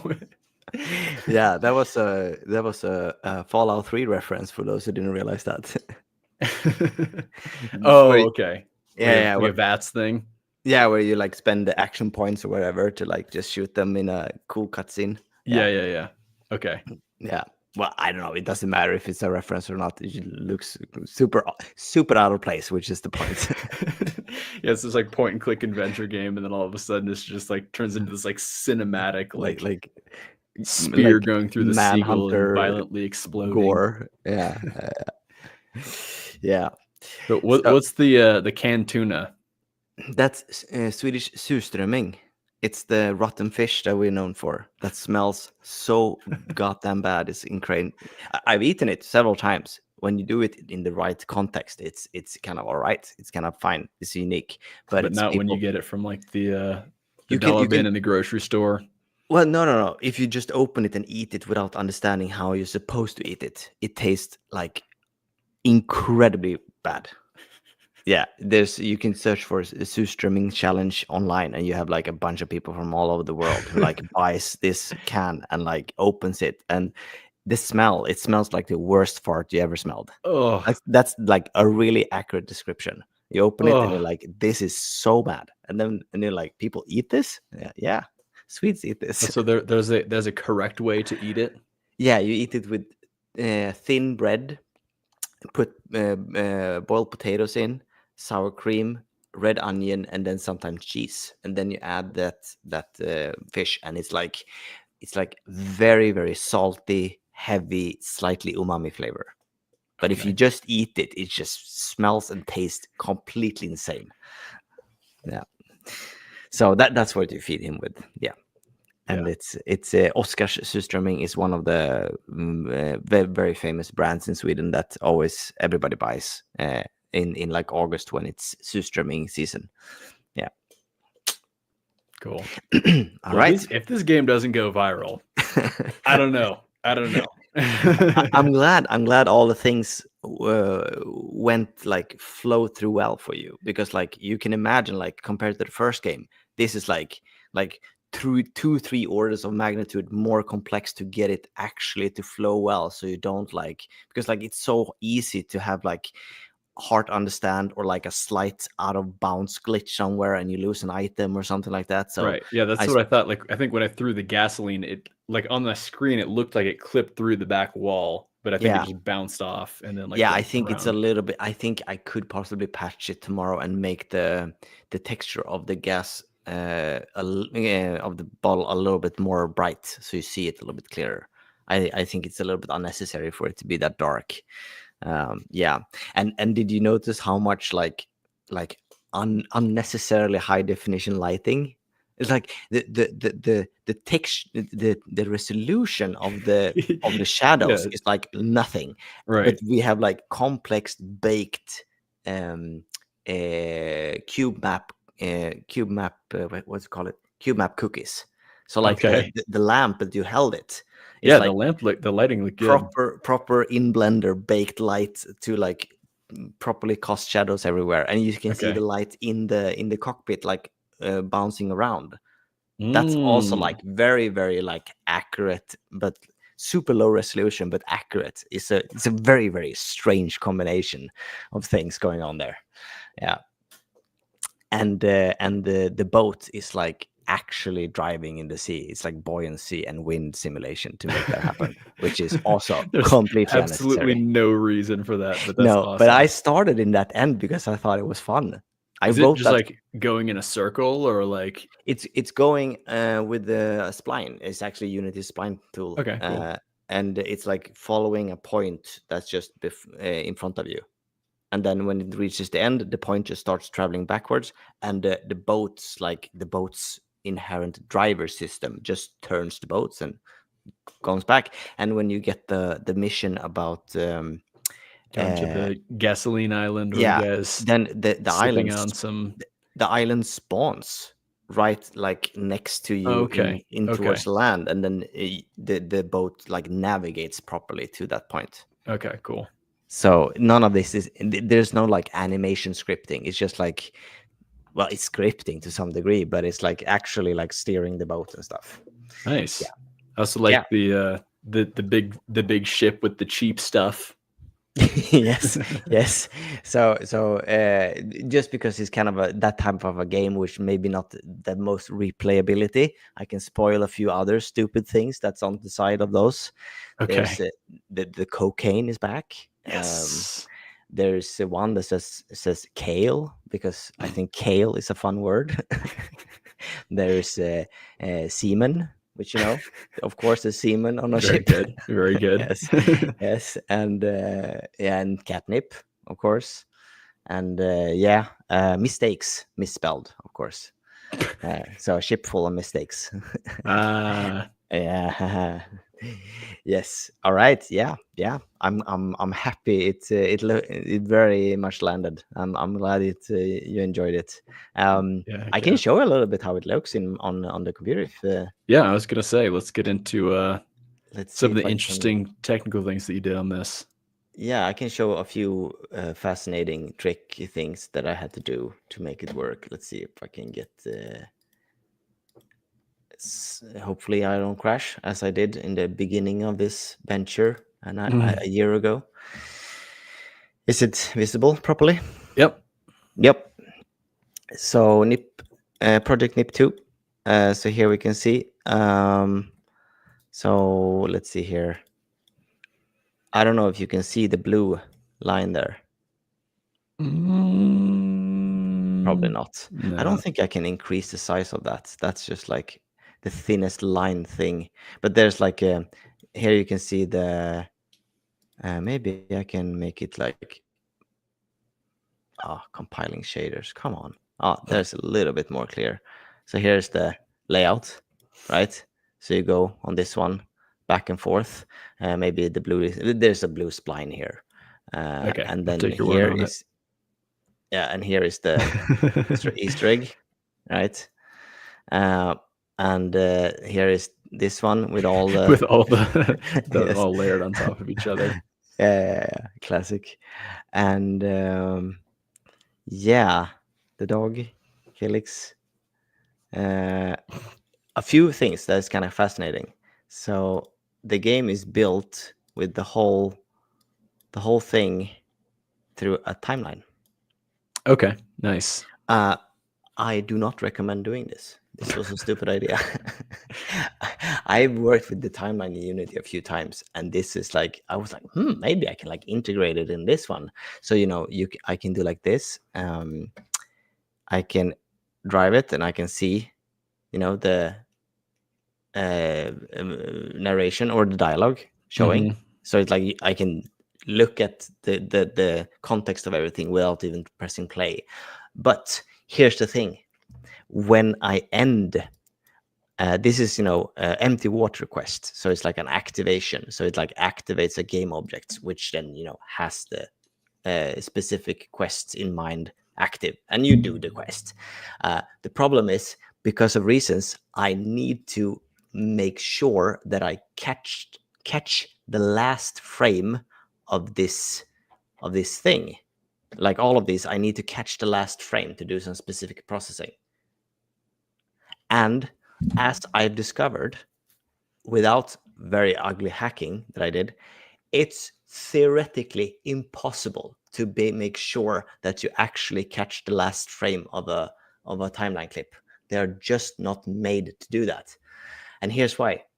When you are here, you run the code that's run in the background here, the clip execution, like, we're right on top of a clip, and we do something behind the scenes because we're playing this like bucket clip, whatever it is, right? And it's playing it, and then the next, and you don't know, like, when you're you can know where you are in the clip, like how far you progressed, but you don't know how many milliseconds the next frame is going to take.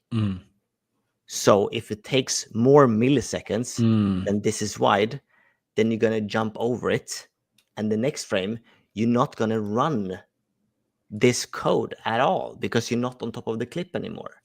And you can't use delta time because that refers to the time it took for the last frame Right. to execute. Yeah. So it's theoretically impossible to actually catch the last frame perfectly. And what do you need the catching the last frame for? It's like a thing where I confirm the successful mission execution. Okay. Yeah, so I need to know exactly when and then like continue into the next dialogue and stuff like that. All of these, like these ones are the dialogue, so you can see the dialogue written here. So it's like all of this, and then this one is like pause, so you can see here like you can see if we have a few of them is like completed puzzle, and repeat if it gets timed out. So after 30 seconds, it repeats it if you haven't completed this puzzle, and that's why you get the same dialogue again. So it like reminds you, like, oh, did you miss maybe that you're supposed to go and do this? So we replay the dialogue, and then some of them is like this one, close the dog. So it means that this timeline will play, and so it will play, and then it needs to stop here and wait until you go close, get close to the dog, and then it continues. So that means that So you're that's basically like constantly playing and pausing this timeline, and kind of yes. it needs to be right at that end for that kind of like end trigger state to like advance to the next Yeah, portion, more or less. actually, it's the reverse, but yeah, it's to pause mostly. So Okay. like, Okay. oh, I'm on the last frame of this clip, so I need to pause it to wait for the player to go close to the Right. dog. Okay. Yeah. Yeah. So that's basically what's going on most. And I had a ton of bugs with that, and it's very rare. And the thing I didn't think about is like I was using, if current time plus delta time is after the clip, then I'm on the last part of it. But I just had a brain fart and I didn't think like, oh yeah, delta time is referring to the last frame, not the Right. future frame. I don't know how much. Yeah. Yeah, so I had like 1 in maybe 50 times it, or maybe 1 in 100. It skipped over the last one. Mm. And I was just one of those things you just keeps pushing in front of you because like, I'll deal. It's just some Like it stupid works bugs. fine for the most part. Yeah. And I had one of those bugs in Dot Survivors, but yeah. Yeah, and you finally cracked it in the end. Yeah. But after it was shipped and somebody ran into it in production, so Nice. Well, I mean, you got it. Yeah. Like two other things that I think is kind of funny, or interesting about this. The boats, like I said, it's like it's very complex to make this happen because if we go into auto settings here and we do shout out auto settings available on the Unity Asset Store, by the way. Yes, and we do disable boat driving, and maybe I can do like this even, play unfocused, and maybe it can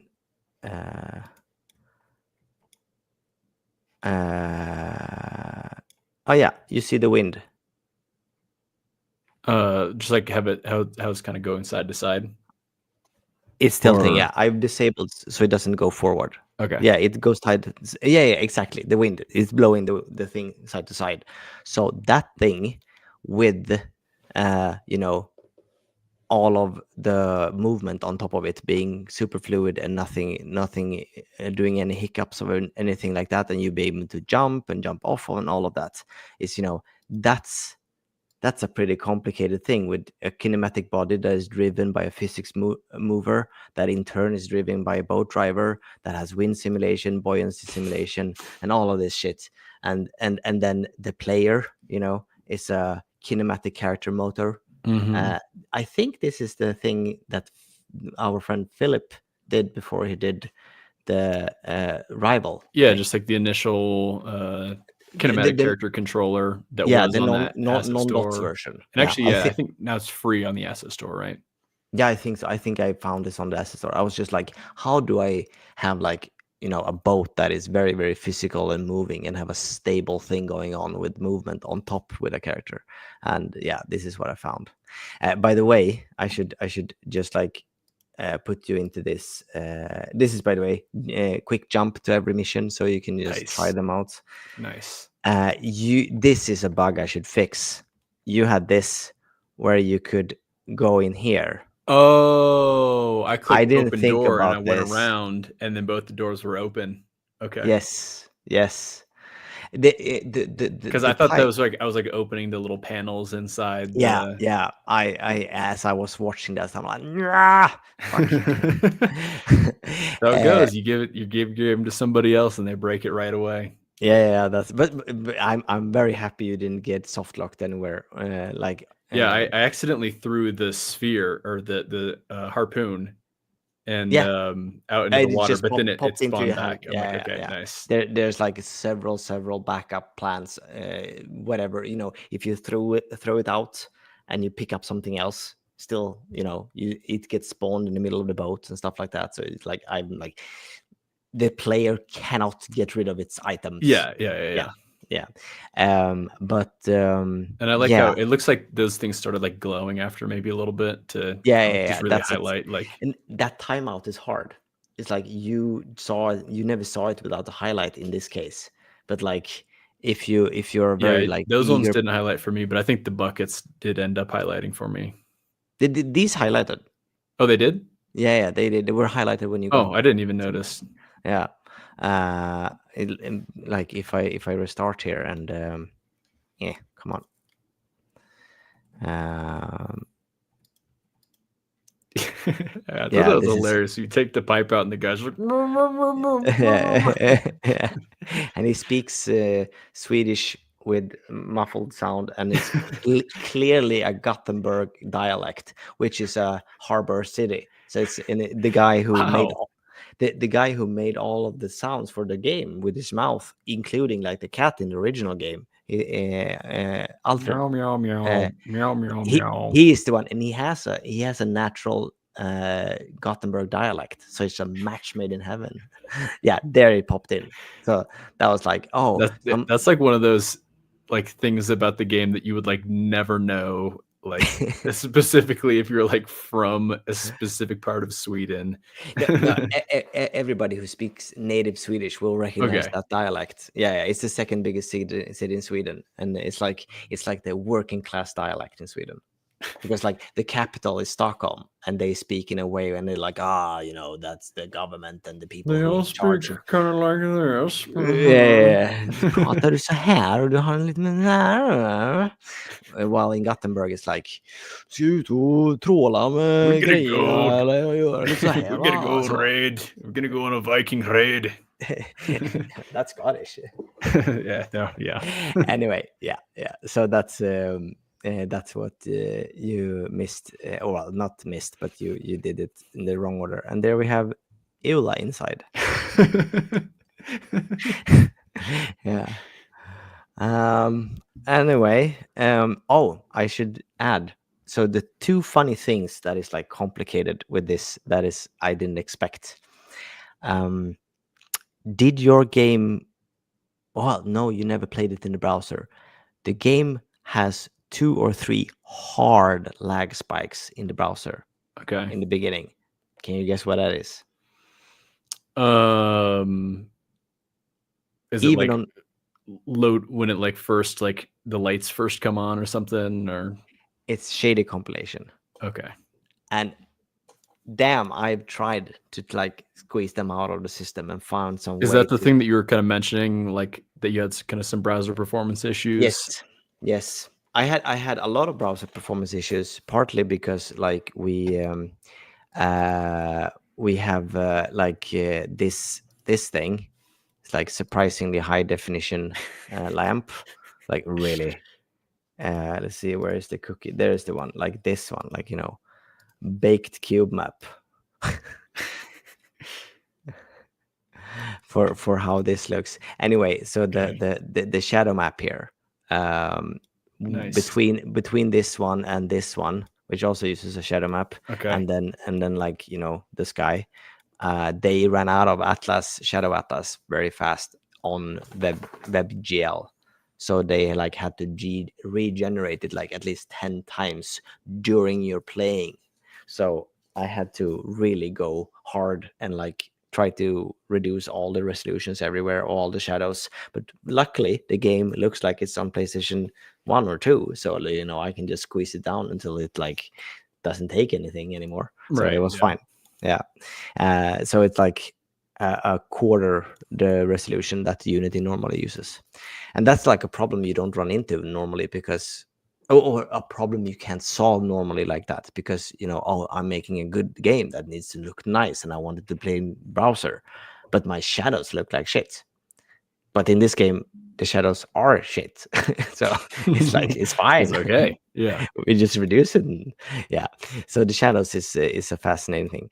And then also, what was the other thing? No, shadow compilations and shadows. Those were the two hard hitting performance things. And then also, like, I had to go and download the build So report did tool. you like turn those things down like for the WebGL build specifically? Yeah. Let's see. I think I have the setting somewhere here. Yeah, here you got main light. So this one is like 4096 from the beginning. And also, like, if you go to this thing, hard shadow resolution low, 256. Yeah. So that's very low resolution. And I think also possibly this one is also hard. Oh, this one is actually kind of this one is the one I set here. So you can see here, if we take a look at the dude, you see you can this is so stupid. This is his shadow. this Oh my like gosh. Looks yes. like Rob the robot or something. Yes, and if I go into this one and like I take the main light and I increase it to something reasonable, like that, then like, oh, now like you sort of see something, but then Yeah. you also need to go in and like soft shadows and shit too. Oh no, this actually, never mind. I don't know. It should be able to be better than this, but yeah, you can see how like there's nothing left. Yeah, but it's fine. It's like it doesn't matter that much. You get the moody feeling anyway, so who cares? Yeah, and yeah, so that was it. That was part of it. And then I just gotta point out also, like, here, the dock is like this, just a random thing that pops up exactly inside, and then there's like invisible points here. Point two, both point one and two, where it's like navigating through to put you beside it. And then I realized, as you did, you could actually jump into the water. And I'm Yeah. like, well, if you go all the way here, down here, Huh. you respawn onto the boat. But if you just jump and get onto this edge here, you can just walk up Just and walk just, up, yeah. yeah, Yeah. it's fine. So yeah, and that's it. And you see, he's mirrored compared to how he was. He Yeah, had yeah. yeah. That's because this whole island becomes mirrored when the boat comes from the other side. Okay. Yeah. Also, like, a very quirky thing I had to do, just to like make the boat navigation point very fit depending on what side you're coming from. Yeah. So, and that little Easter egg that you're pointing out, does that also kind of spawn with the island essentially? No, The that's car? just Or that's just always no, there? that's always here. So Okay. that's just accidental that it turned up approximately where you were already going in. Yeah, I Nice. almost want to, like, this is like real size, so the car is like the appropriate size. I almost Mhm. want to make it like twice as big or something, just so you can see it a little bit more, because it's almost not a Easter egg, more like a story beat, if you actually recognize it, right? You're like, oh, Environmental storytelling. yeah, exactly. That's the word. Yeah. And also then, I don't know how much people think about this stuff. Here we have the end scene, right? Here we have the cat. Like, I think it's just so insane, and the driftwood, everything. Yep. Yeah, I think it's so silly that a And you have the cat. boat doing the Titanic thing too, so Yeah, perfectly. And like, uh, uh, the details the of the particles properly animating. So I get the Wow. mast going down properly. So Yeah. so unnecessary, but you get Well, it. You get I it. think, like you're saying, all these unnecessary things, how you have like, the boat like physically like going with the buoyancy and the wind and everything. It's like those things that like It even adds like up. I'm It's I'm not fun. like overtly like noticing without you telling me, but it just like makes it feel more like real, you know? Yep. It's not like I necessarily like agree. mechanical. It's like actually like, you know. Yeah. If we like press play on these guys, yeah, you can see. I think it should be falling. Yeah, it's going down now. And you can see the whole conversation with this dude is going on. No, okay, never mind. We shouldn't get stuck in this. But yeah, so he's going down, and like I think it's so, and this is like one of my favorite like untold jokes. Like, how is he not popping this floaty? I have no idea. With his claws. Yes. More environmental storytelling. He's Maybe he's high got high an as hell. owner who clips his nails and Yeah, maybe actually they can pull in their claws very efficiently. I haven't had a cat in a while. I had one when I was a kid, but Felix is not very good at drawing in his claws. They are all the time out. And also this one, it's like not a high quality thing going on here. yeah, but I mean it's just kind No, of out this in the is distance. actually ripped from an unfinished map in Just Read Instructions. No way. Yeah, I mean, I should say that because like my friend, the girl who made it, who was an intern with me, she modeled it to be very low assets, like because it didn't need. So not to throw her under the bus, it's supposed to be like this, but it's just funny that when you go close to it, the illusion completely breaks down. Yeah, Yeah, I mean it looks totally fine from when off in the distance. That's all you really yeah. need it for. It's just that like funny joke where it's just has the Yeah. Oh, another thing that is very, very like thing, like what would you imagine? Right. Oh, by the way, the boat will never show up here until we. Come on, there you go. So it never pops and it will inside. So another thing, um, the render asset has. Let's see here. Where is it? Render scale. Oh, I think I'm using this one. Yeah, render scale 0.5. So it's like half resolution, right? So that's why it looks pixelated. Partly it's because I've done this weird water shader that's like super pixelated by default. But Mhm. this is an odd situation. This text is rendered through an overlay canvas, obviously, and that has full resolution. Mhm. And like you don't really like you have rose tinted glasses for like old PlayStation 2 and 1 games, so you don't think about that text needed The to be text very big. rendering. Yeah. Yeah, and this is completely fine because it's full high Right. definition Yeah. rendering, but this is in world. It's like the distance and size of everything is perfectly calibrated to make it legible, but still have a pixelated view. And it's just like on the borders everywhere. I was like, I messed about with so many things. Like, can I like somehow trick Unity into rendering that text in high resolution? Maybe you Well, could use the variable shader maybe, in maybe Unity indeed. 6.1. Yeah, I don't know, but that was also like when you see a retro looking game, like those kind of issues are the things you don't think about. But when you do it, you're Right. like, Yeah, yeah, oh yeah. shit, Yeah. the resolution is not enough for this. How do I tell this story Yeah, with when you're like rendering 5 at something pixels? like 640 by 480 and Yeah, you can't have like 12-point font or else it's just like hieroglyphs almost. yeah, exactly. Anyway, I think that's basically, unless you have questions about some weird oddities in it, but I think that's basically Well, so mostly. I got to ask the feature that I requested for you. How'd you do the localization? Oh, yes. So the localization, all of the uh, all of the things is done in the timeline. So here is the first. Damn, I didn't think hitting you that hard with that metal pipe. Blah blah blah blah. So what I did is like I have a thing, print all dialogue that just spews it out to. Is it to the log? I don't know. Yeah, there we go. So this is the dialogue, and then I took that and I made this so it's just copyable straight into a.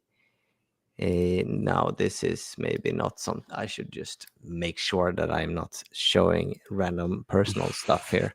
But let me just like X. Oh, wait a minute! I can do like this. So I just imported that into Unity's. Here we go. So this is Unity's own localization tool, right? Yeah. So I set up a Google document and pushed up all of the existing dialogue that was like that, and I got it in here, right? And here is the dialogue, and here is like the noun and stuff that you do in the game, like feed and open and all that. Mm-hmm. And then, this is where I am 100% throwing stone in my little glass house if I complain about other people using AI. Because so I had a conversation with a friend of mine who another guy who an original person on Sulfur, and he said like we talked about localization, and I asked like, should I like pay? Like I am probably not going to make a bunch of money on this game because it's going to be free most likely. So like, is it worth to go down the road of like localizing a game like that, or is it just going to be like super expensive and stuff, right? And then he said like, well, the problem with it is like the conversation you're having with a specific translator is like approximately the amount of time you'll have to put into like explain to ChatGPT. It's like it's very equivalent in his experience, and they translated Sulfur properly through actual translators. But he's like, I've tried a little bit with ChatGPT or whatever tool, and it's like if you just do basically the same long-winded, context building, character building explanation to somebody, to like, this is the framing, this is the situation, So this is like the the mood. jokes are kind of relevant and everything. Yes, exactly. If you just build that up for like, in a long conversation with the AI for like 15 minutes or something, like explain, and then you do this, then you ask it to translate a bunch of stuff to some language, and then you like ask it to explain it and stuff, and you get into nitty gritty, and then in the end, when you like feel like, okay, I think it understands the jokes I'm trying to tell here, then you ask it. And this may be not possible if I don't know if you know a second language, but for me, I can then ask it to translate to Swedish, and then I'm the perfect like judge. Yeah, totally. Yeah. Then like, did it get it correctly? And when I asked it to translate it to Swedish, so it's translated to Swedish here, like 98% of it was like completely fine. 2% was like kind of weird, and then maybe a few percent extra was like on the border. I wouldn't have written it that way, but nothing is lost. So that's how it looks. That's how I did it. And then Give me a little a line read of some Swedish dialogue here.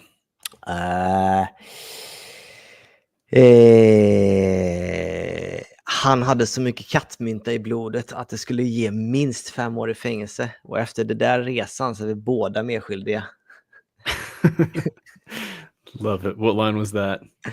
He had so much catnip in his blood to give at least a 5-year sentence. Blah blah blah. Yeah. Nice. Is it surreal to hear? I mean, it just sounds like you're casting a spell on me or something. Fair enough. Yeah. All right. Yeah. So that's it. I don't think that's how I translated the whole game. It took, maybe I put 12 hours into translating the game, something like that. So it's not a small project. So worth it though. Yeah, I hope so. It will. I'm confident it will be. Yeah. I think that lady or YouTuber who like streamed in Portuguese or something, I hope she just like opens the link I sent her, or no, I haven't sent her yet. I need to find her email, and like, oh, there's Brazilian Portuguese in here. Let's go, and then like all happy and share it, and it goes viral again. Saves her a lot of time translating it manually. Yeah. That's crazy. Dude, I know. When I saw that, I'm like, what? Like someone like took the time to like manually translate your game and like overlay all the subtitles for their viewers. Like, that's when you know that you got something good going. Yeah. Oh, I see that the time is getting away, but I should just show like a tiny thing. So, for example, I have like, what? Come on, give me a prop, not the fuck. Chair retro glitch. So basically the whole thing of the game with the look of the vertex position is this. Just vertex. Oh, how fun that I keep misspelling stuff or typo. Vertex position. Vitex. Vertex position. Precision. Anyway, so posterize. That's basically it. That's how I do it. Nice. Yeah. That's just easy peasy. Like all of this, just posterize, just all of the. I feel really stupid, by the way, because like I did this shader and like because I wanted to tweak, and that's one of the things that like odd, because like if you actually made it on PlayStation 1, then you like had to grapple with actual low vertex precision, right? But in this case, you just want the feel of it. So in some cases, some object you want to reduce the jittering because you like want to tell the story easily, and then like, oh, but this can glitch out how much you want. It doesn't matter. So then I decided, so I can have like color precision and vertex precision per material, right? So I just shoved in all of these posterize everywhere. And then when I got to like building it and I realized the loading times on web, I'm like, how much does my game take? And like it take like 250, 300 megabytes, something like that. And I loaded into build report tool and like, what's taking so much space? Like, oh, the textures. Why am I not just crunching them in import and crunching them to low resolution before I even use them?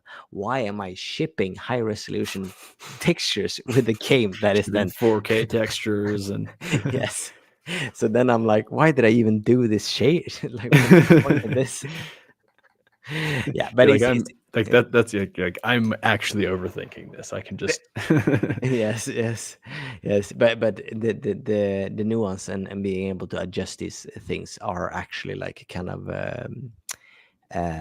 nice to adjust it by object in the game. So it still has value.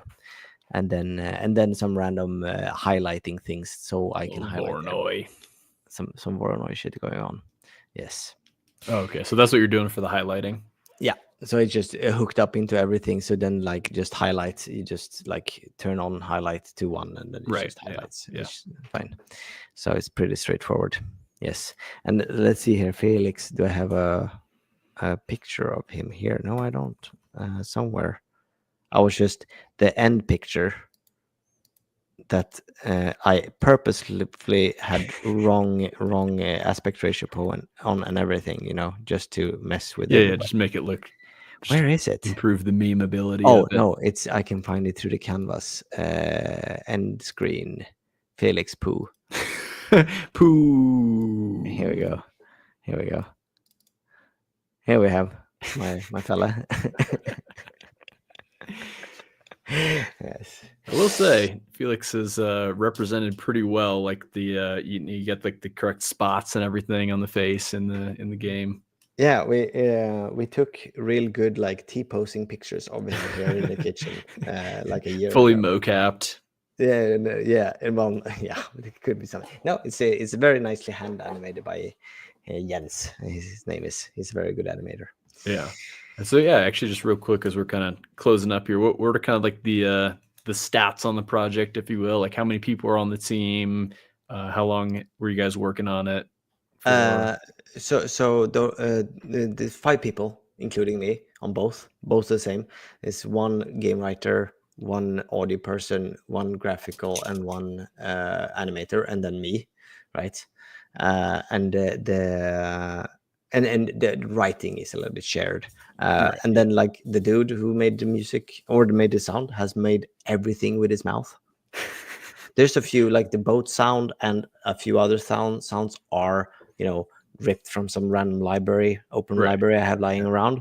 So there are a few but for example the Skyrim thing, hoo ha, that's dumb. I didn't know this. I used that without realizing it's actually them standing in a very echoey hall in my university and just together doing hoo ha and recording. Oh, cool.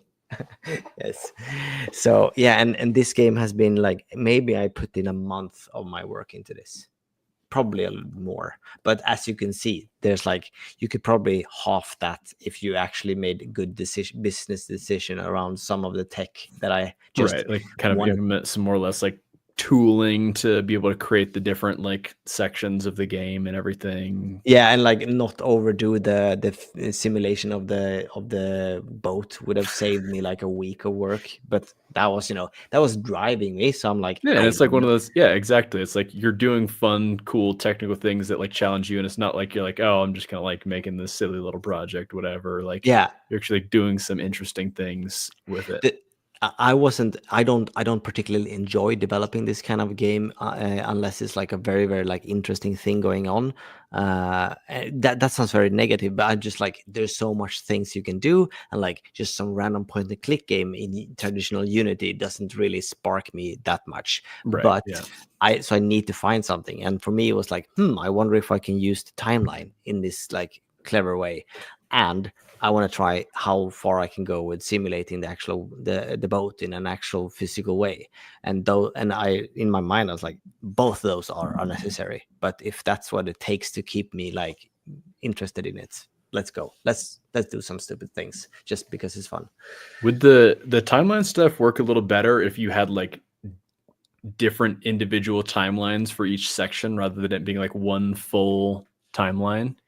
Because I think that's kind of what I did. I used the timeline a little bit in Dot Survivors for the like the whole like chest opening sequence. Like you do all the cool like animations and stuff with that.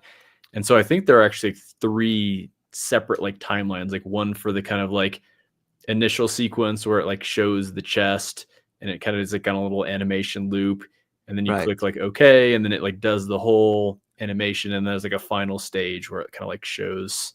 Right.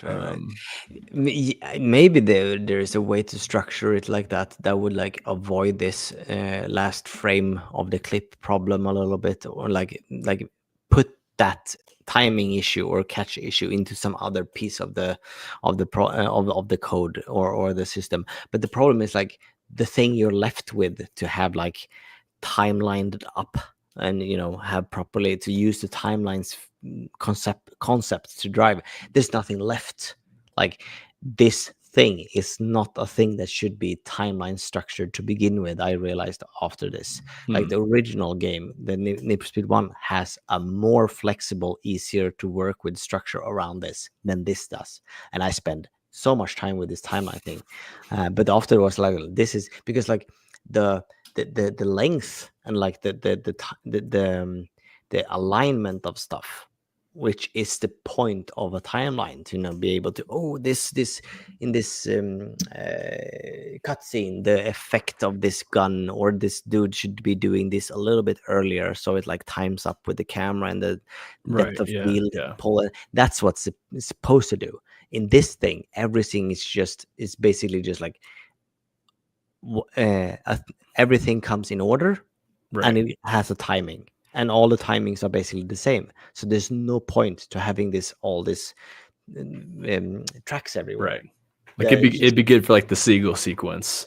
Yeah, basically. And that one is not made with it. No way.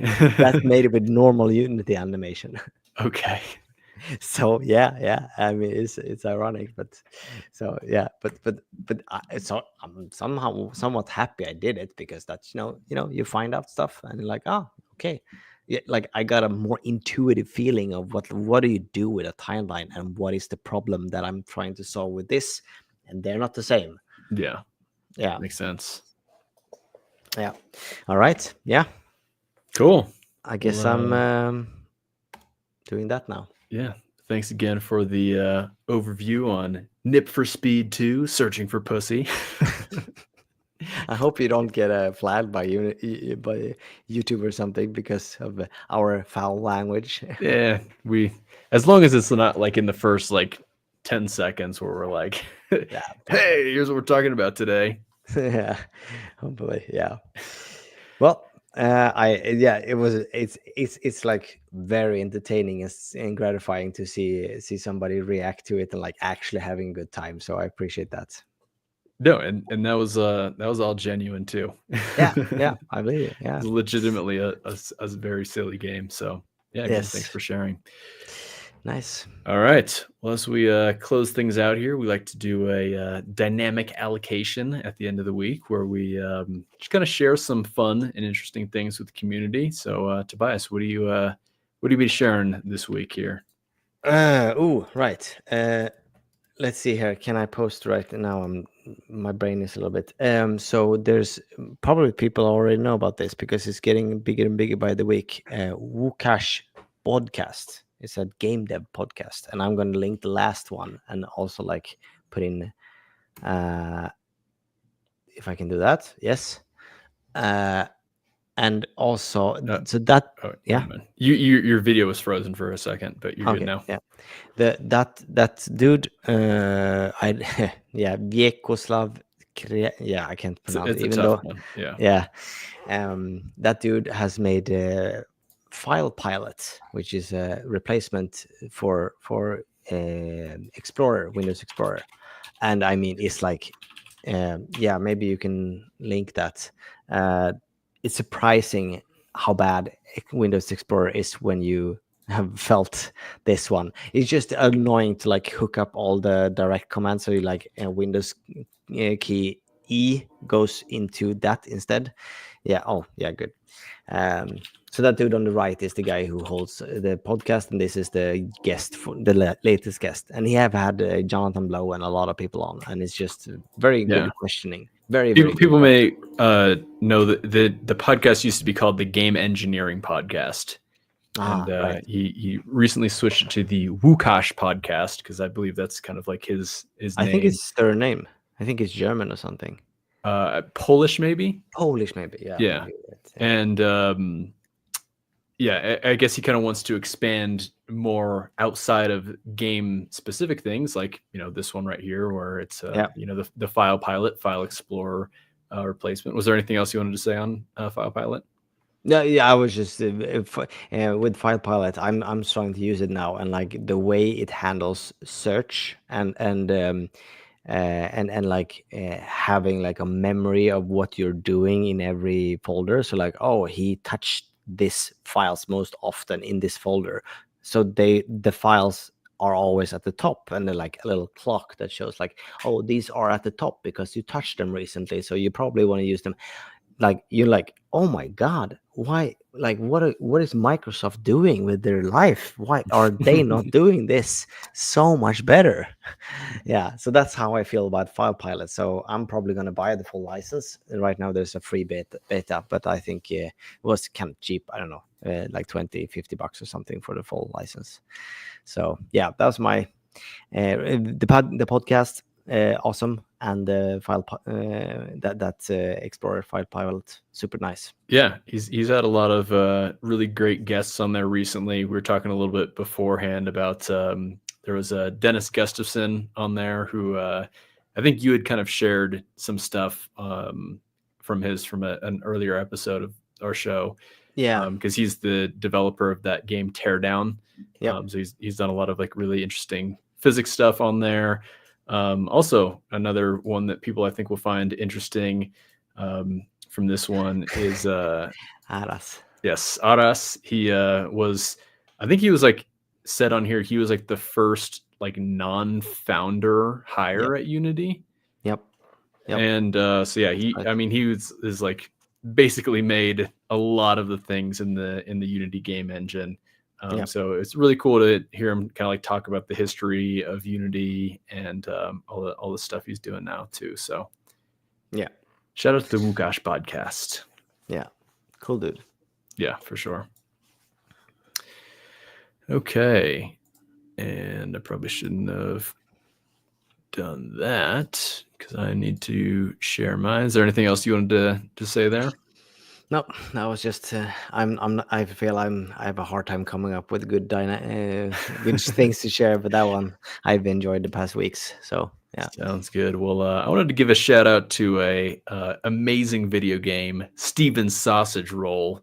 Have you heard of this game at all? Nope. Let me see if I play the trailer here on this. So it's a kind of like a Sokoban type game where you're kind of basically moving around on a grid, pushing things around. In this case, you're pushing around these sausages, And you'll see that what's kind of going on here is, so there are these sausages that basically take up like 2 grid cells wide, and then you see there's also these like grills in the world. Oh, And then of so the course. idea is there's basically like 4 sides of the sausage. Like if you think about like, you have the sausage, and then you have like basically 2 on the bottom and then 2 on the top, right? Yeah. And so you need to basically perfectly cook the sausage, right? So that all corners touch a burner exactly 1 time. Ah. So if you like, have it touch, on one side, and then like, touch on the other side, that's good. But then if you like were to roll it back, Then then you fucked. Yeah. you burn it, right? Yeah. Huh. So That's a fun way of like uh, dressing up a puzzle in a visual communication way. They're like, oh, you gotta not burn the sausage. exactly. And yeah, this game is fantastic. It is truly amazing. It's so funny. Like when you start the game, it is like comical almost how difficult it is. When I first played this game, like because you have like, you can kind of see that there's these little like like kind of like little glowing things. They like kind of match up with your little fork thing that you have. So there's like a bunch of levels that you can like enter like from the get-go. It's not like a linear type game where you have like one level, then onto the next and onto the next kind of thing. Like it's a little bit of like more of like an open world. And then Mm. you go into one of these worlds, and it's like almost hilarious at like how difficult it is, because it's like there's no tutorials or anything like that.